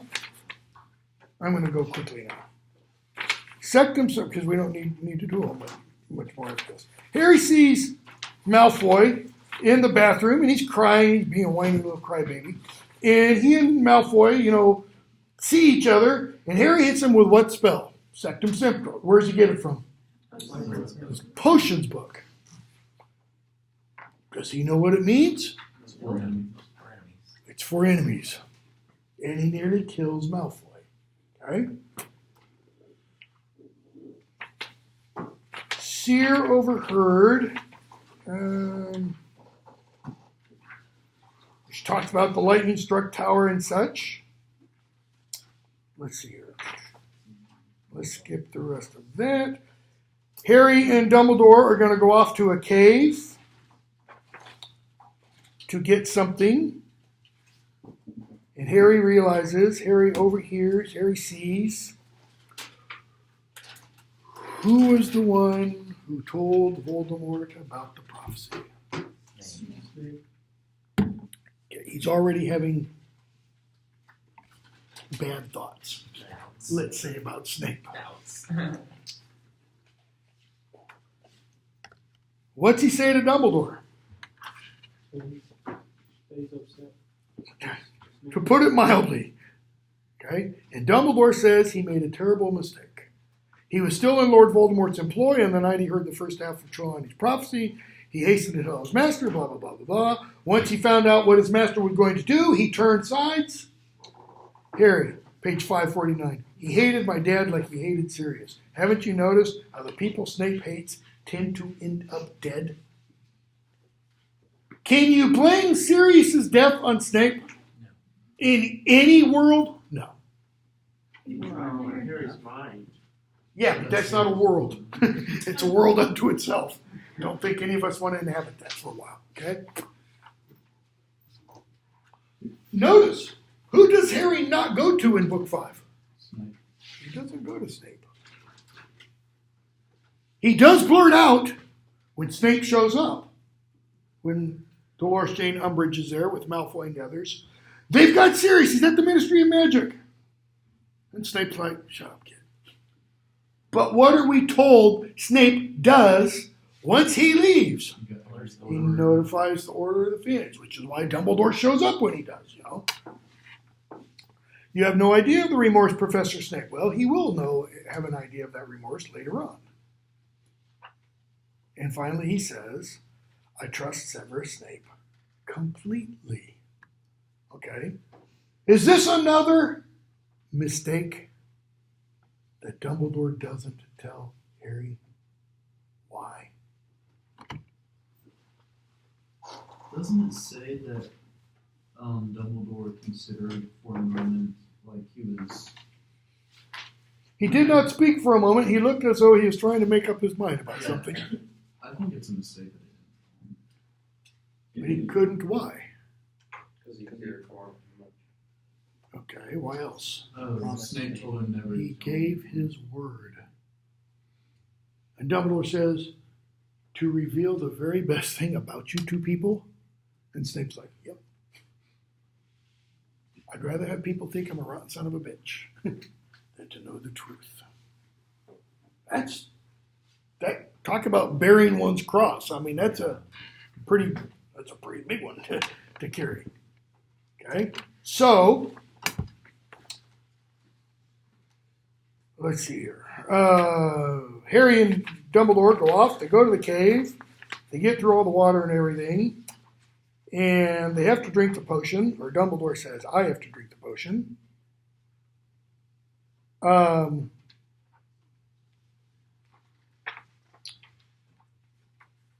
Dumbledore says, when they get to the island, Harry's thinking, are we sure this is where Voldemort? He says, I'm sorry, Harry.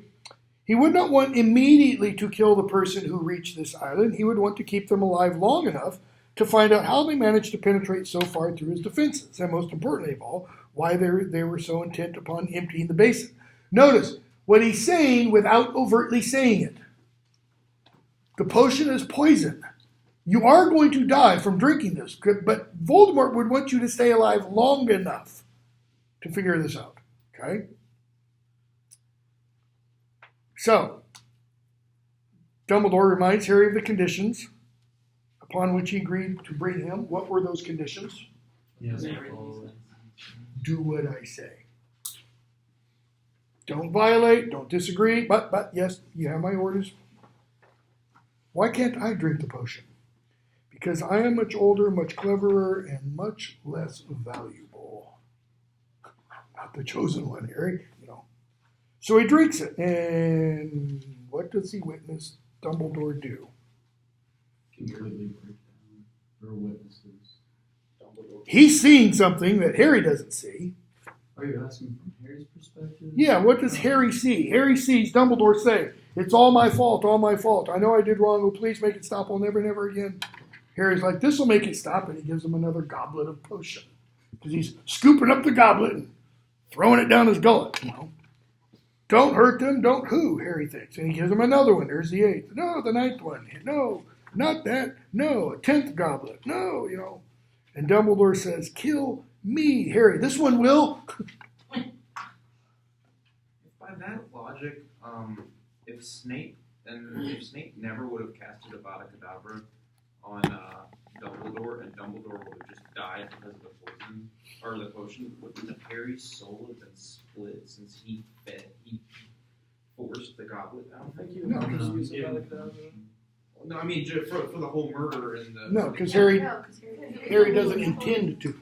Yeah. He's not intending Dumbledore's death. I mean, when he hears Dumbledore say, kill me, Harry's just, he's just trying to calm him down, and he knows he's got to get the potion out. Yes. So, and with it, Dumbledore knows Dumbledore knows he's going to die, so it's not taking away his will of wanting to live. I mean, it's a good question. We'll talk about it when we get to the next book, and we get to Dumbledore's and Snape's memories that Harry will see in the Pensieve.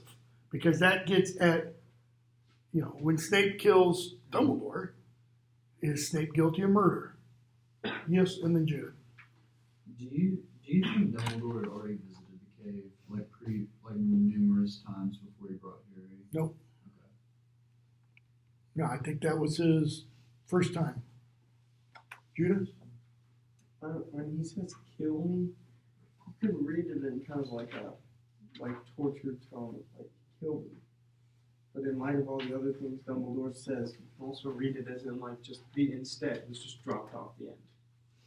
Whereas he's clearly seeing some vision that Harry. Oh yeah. And he's saying it's kill me. Kill me instead. Because of what he's reliving in his mind, which is what to jump to it, he's reliving in his mind the period when he was about 17, 18 years old. And Grindelwald was living at his home, and he got in an argument, and Grindelwald went bat you-know-what crazy, and killed whom? His sister. Okay? Kill me, he says. Harry, this one will. Okay?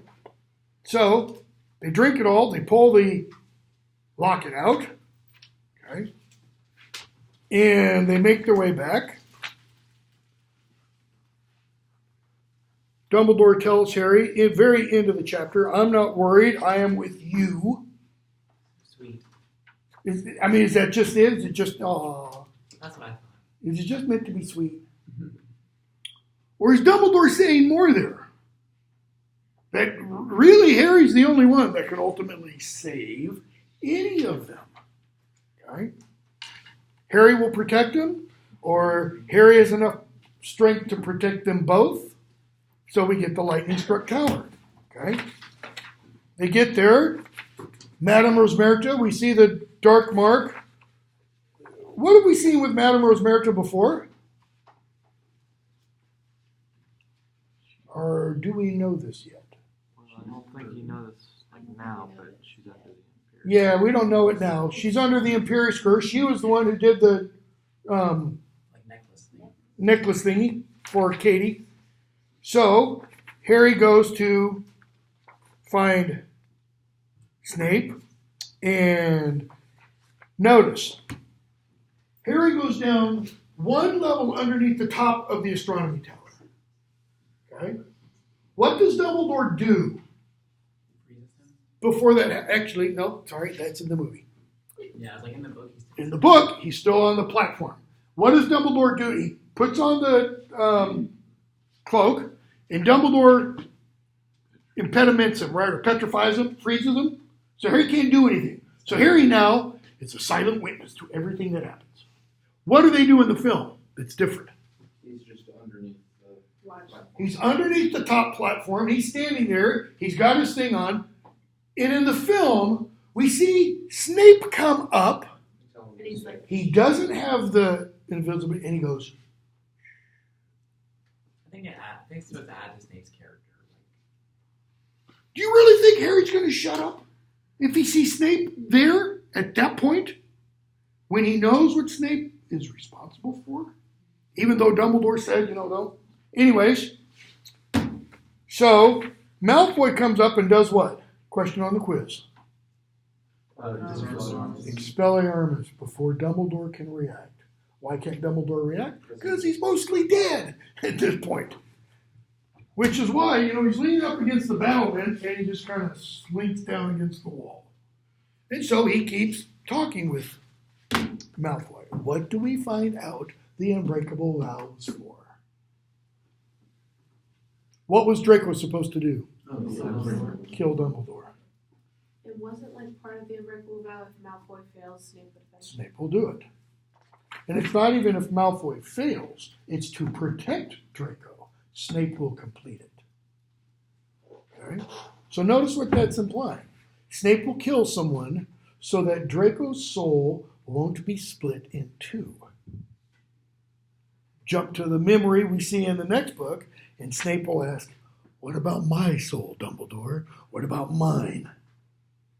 And Dumbledore says, only you know whether that will split your soul. That is, if you have to kill me, only you will know whether or not that will be a soul-splitting offense. How could it not be a soul-splitting offense?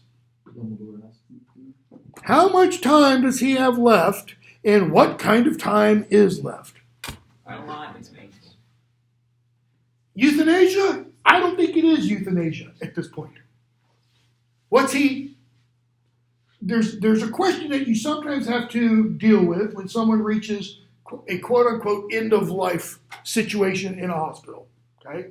I've got an advanced directive for an example. If you are merely prolonging death, then do you unplug? Or if you are prolonging life, well, what's the difference? If the person is quote-unquote brain dead, and the only thing keeping that individual alive are the pumps and such, you are prolonging death. The natural course, if it were allowed to occur, would be death. If you unplugged it, they would die within minutes, if not hours. If you unplug it and they don't die, then what's that telling you? There's something there that's not willing to go. Okay? Dumbledore has, at the most, maybe days. Okay? So, he talks with Malfoy. He says, you are in my mercy. How so? Agreement made with Snape. Okay? To jump ahead just a little bit out of this book into the next one. To jump way ahead. I shouldn't do this, but. When Snape makes the Unbreakable Vow with Narcissa, witnessed by Bellatrix, what has already happened? And, keep going. Already asked Snape to kill him. He's already asked him. When the time comes, you know what you need to do. Okay? So, Snape shows up. Fenrir Greyback shows up. Severus. Snape said nothing, walked forward, pushed Malfoy roughly out of the way. The three Death Eaters fell back without a word. Even the werewolf seemed cowed.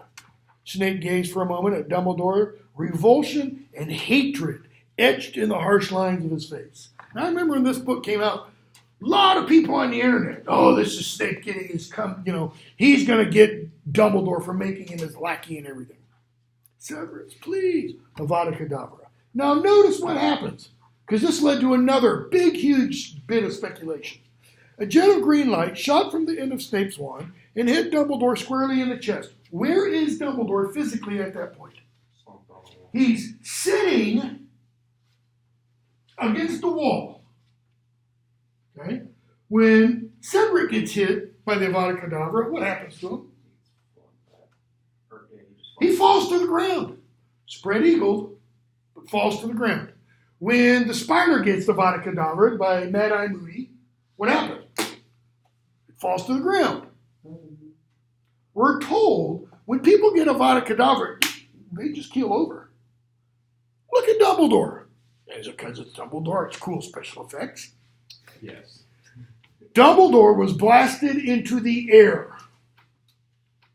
It's like Snape put a little, nonverbal spell in that Avada Kedavra, For a split second, he seemed to hang suspended beneath the shining skull, and then he fell slowly backwards, like a great rag doll over the battlements. And then when we next see him, he's got a little bit of blood dripping from his nose. A lot of people on the internet, when this book came out, they said, he's not really dead. Because dead bodies don't bleed. Why? There's no heart pumping blood. Find a dead body, cut into it. Now, you might get a little bit of blood ooze out of that spot, but they won't bleed from the nose.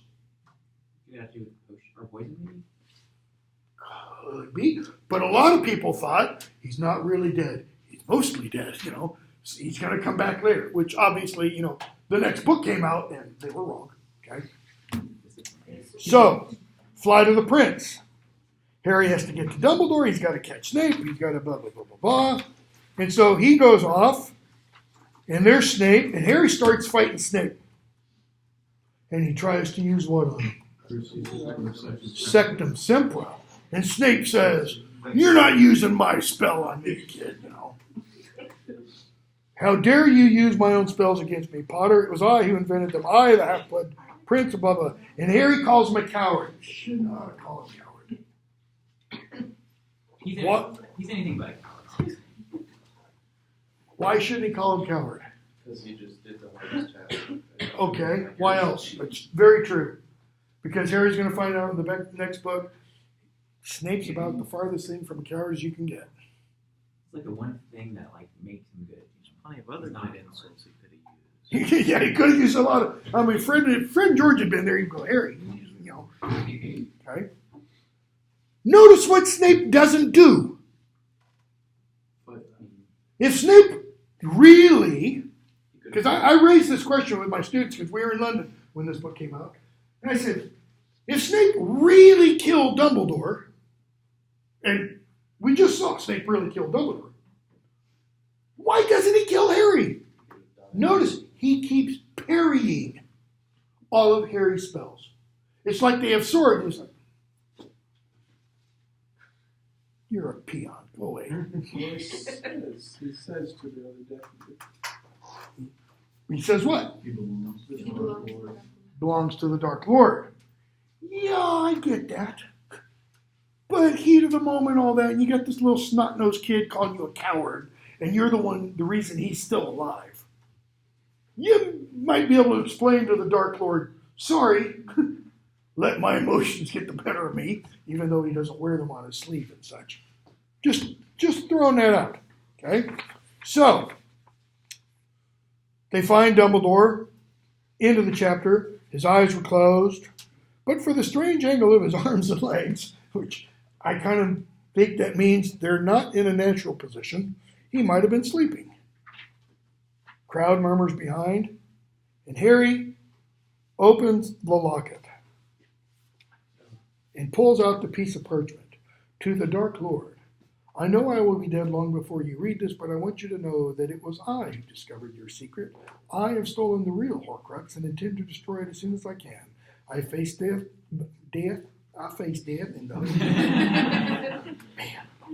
That when you meet your match, you will be mortal once more. R.A.B. Okay. Chapter 29, the Phoenix Lament. We hear the Phoenix singing. And page 615. Notice, we have essentially several members of the Order of the Phoenix. And there's McGonagall. Harry tells him Snape killed Dumbledore. She stares at Harry. Snape. We all wondered, but he trusted. Always Snape. I can't believe it. Snape was a highly accomplished Occlumens, said Lupin. We always knew that. What's he suggesting? Pulled the wool over Dumbledore's eyes. He tricked Dumbledore. He always hinted he had an ironclad reason for trusting Snape, McGonagall says. But Dumbledore told me explicitly Snape's repentance was absolutely genuine. Wouldn't hear a word against him. That implies McGonagall put in a word against him. Multiple times. Probably more than once. Okay? McGonagall says, it's my fault. I sent Phileas, short goblin Flitwick to get Snape. I don't think he knew they were coming. So when he arrived at the fight, he joined in on the Death Eater side, said Harry. McGonagall, I don't know how it happened. It was all so confusing. Dumbledore told us he'd be leaving the school. Remus, Bill, Nymphadora, they were all here. Okay. Notice what's all being talked about. What are they all assuming? Snape was all bad. But some of the discussion implies, why didn't Snape help them? Why didn't Snape help Malfoy bring in the Death Eaters and such? Okay. Couple more pages. Harry says, I was so stupid. He said Professor Flitwick had collapsed and that we should go and take care, Hermione says this, and that we should go and take care of him while he went to help fight the Death Eaters. That is, she's saying this about Snape. Okay. Lupin. I saw him run straight through the cursed barrier as though it wasn't there. I tried to follow him, but was thrown back just like Neville. McGonagall. He must have known us, Belle. We didn't. After all, he was Defense Against the Dark Arts teacher. I just assumed he was in a hurry to chase after the Death Eaters. Harry, he was. I'll bet you he had to have a dark mark to get through that barrier. So what happened when he came back down? Notice what they're all doing. They're all justifying why Snape is 100% guilty of what Harry told them he's guilty of. Okay? So they talk about, the other Death Eaters and such they've seen. Fleur's there. Well, what's happened to Bill? Destroyed by... Not destroyed. Oh, Attacked by Fenrir Greyback. And Fleur says, when they think she won't be willing to marry Bill, you thought I would not wish to marry him. Or perhaps you hoped. Her nostrils flaring. What do I care how he looks? I am good looking enough for both of us, I think.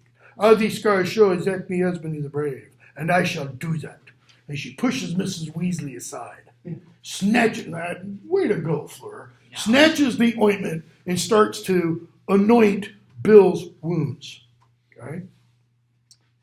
Mrs. Weasley talks about Auntie Muriel, which Fleur can wear for the wedding. Okay? And then we hear what? It's finally out in the open. Tonks and Lupin. Tonks is young enough probably to be Lupin's daughter, if that's not clear. Okay? And Tonks says, I don't care either. Seizing the front of Lupin's robes, shaking them. I've told you a million times. And Harry's suddenly surprised. She thought Tonks loved Sirius, And Lupin, I've told you a million times, refusing to meet her eyes. It's too dangerous. I'm too old, too poor. I'm not being ridiculous. Tonks deserves somebody young and whole. She wants you, says Mr. Weasley. And after all, Remus, young and whole men do not necessarily remain so. Ooh, major foreshadowing. Major foreshadowing.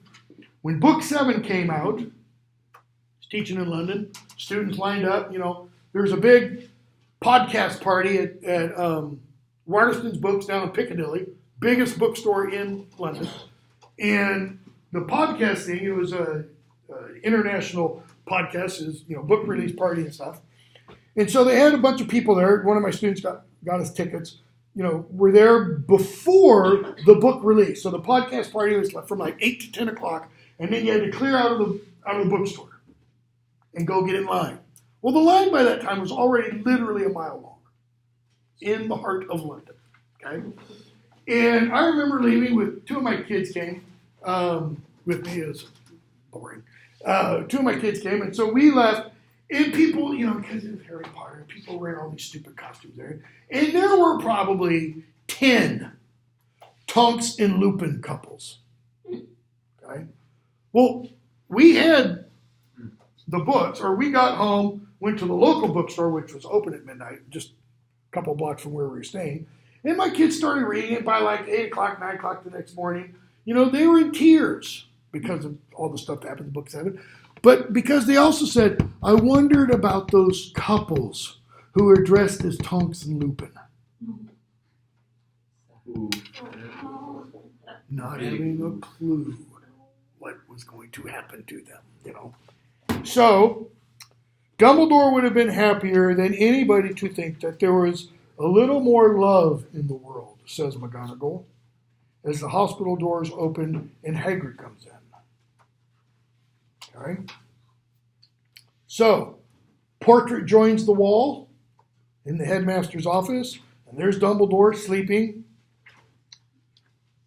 Harry tells McGonagall that Madame Rosmerta is under an imperious curse. Slughorn says, I taught Snape, etc., etc. They're talking about closing the school. Okay. Hagrid says, I'm staying. McGonagall says, Dumbledore would want to be laid to rest here, etc., etc. And we get to the White Tomb. Okay. Page 635, I think. Long paragraph that begins after Harry asks the question, R-A-B? Paragraph begins, he did not feel the way he had so often felt before, etc. I want to pick up in the middle. Harry's thinking about the path he and Dumbledore had wandered on. The path that he and Dumbledore had set out upon together, which he now knew he would have to journey alone.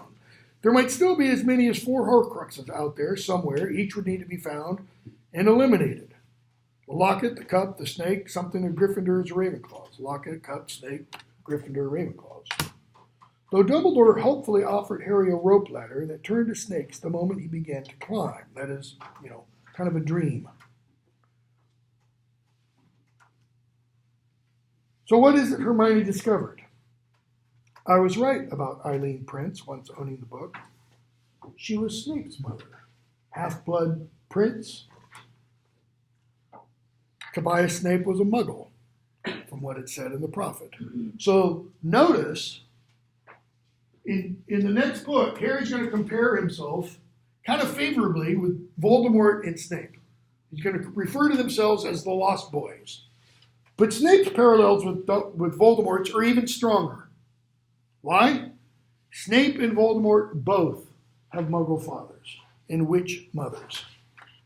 He's just like Voldemort, pure-blood mother, Muggle father, ashamed of his parentage, trying to make himself feared using the dark arts. In other words, what was at the heart of Snape? Insecurity. Gave himself an impressive new name, Lord Voldemort, half-blood prince. What's one thing we're told about Muggle society? There's no aristocracy. There are no lords. There are no princes. There are no ladies. There are no dames. There are no dukes. There are no kings. It's very egalitarian in that sense, which it's all false egalitarianism, right? Because it's built upon prejudice, essentially. Purebloods overall. Okay? Harry says, I should have shown Dumbledore the book. Ron, none of us would have guessed Snape, etc., etc. He still can't believe Dumbledore's dead. Big long paragraph. Silence fell between each of them towards the end. He still found it difficult to believe that Dumbledore had really gone. Admittedly, he had not, as he had with Sirius, looked desperately for some kind of loophole. Some way that Dumbledore would come back. He felt in his pocket for the cold chain of the fake Horcrux, which he now carried with him everywhere. Not as a talisman, but a reminder of what it had cost. It's not the real thing. Dumbledore, Harry is thinking, died for what? Nothing. A wasted death. He looks over at the Slytherin table. There's Crabbe and Goyle. Harry did not believe that Malfoy would have killed Dumbledore.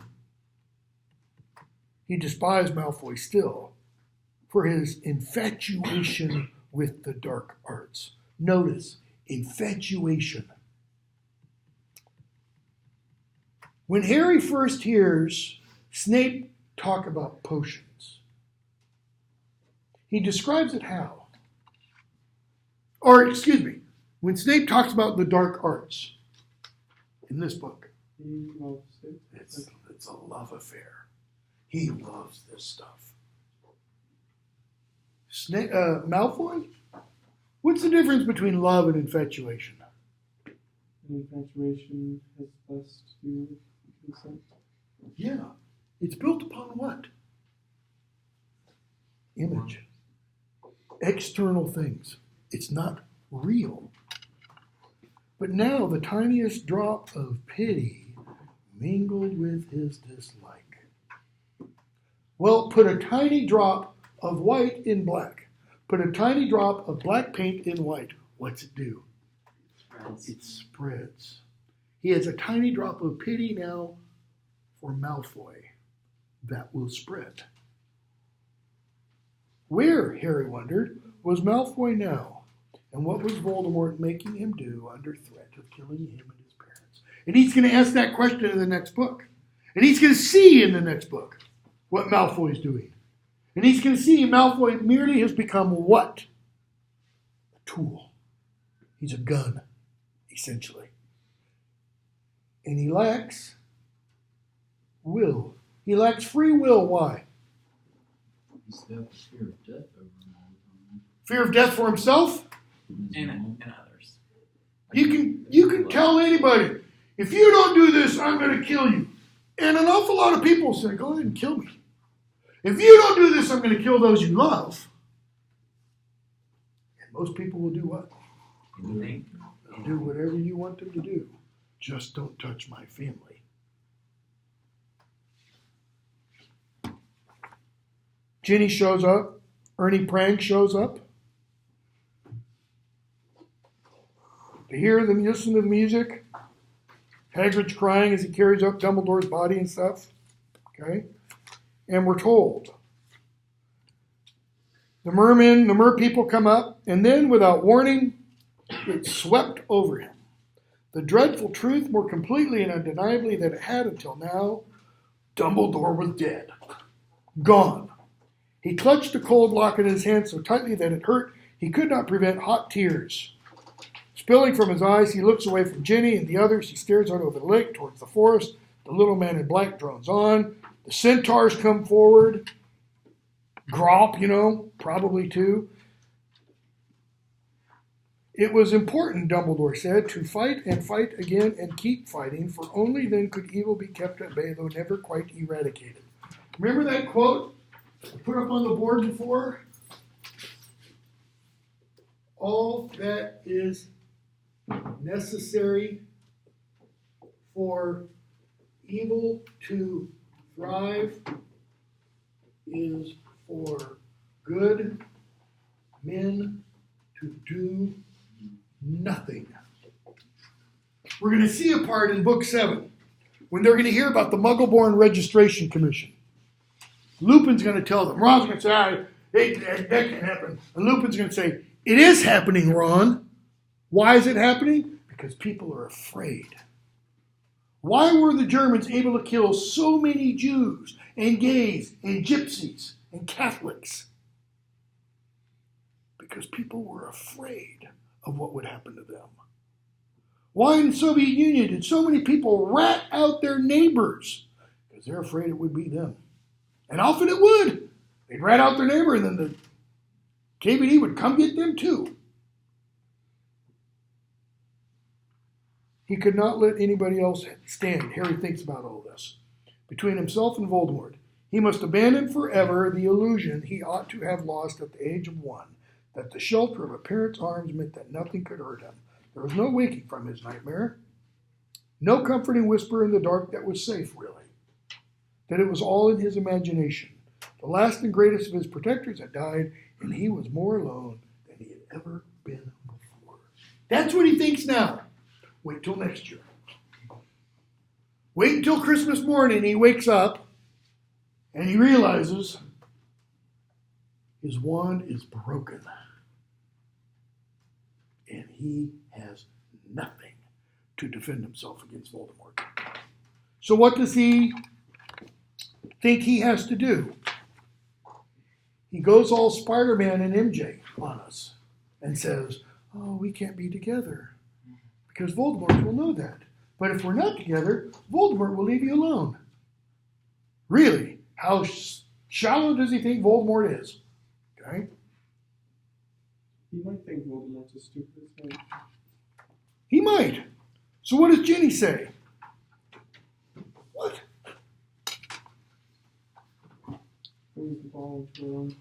I never really gave up on you. Not really. I always hoped Hermione told me to get on with life. Maybe go out with some other people, relax a bit around you. Because I never used to be able to talk if you were in the room. And she thought you might take a bit more notice if I was a bit more myself. Smart girl, that Hermione. I just wish I'd asked you sooner. We could have had ages, months, years maybe. But you've been too busy saving the wizarding world, says Ginny. Well, I can't say I'm surprised. I knew this would happen in the end. I knew you wouldn't be happy unless you were hunting Voldemort. Maybe that's why I like you so much. Okay? That's some bitterness right there. And Ron's hugging Hermione, so they've finally found each other all, And Scrimgeour shows up. And Harry thinks, when Scrimgeour asks, what's going on? Such loyalty is admirable. But Dumbledore's gone, Harry. He's gone. He will only be gone from school when none here are loyal to him. And he's like, come on, man. He's dead.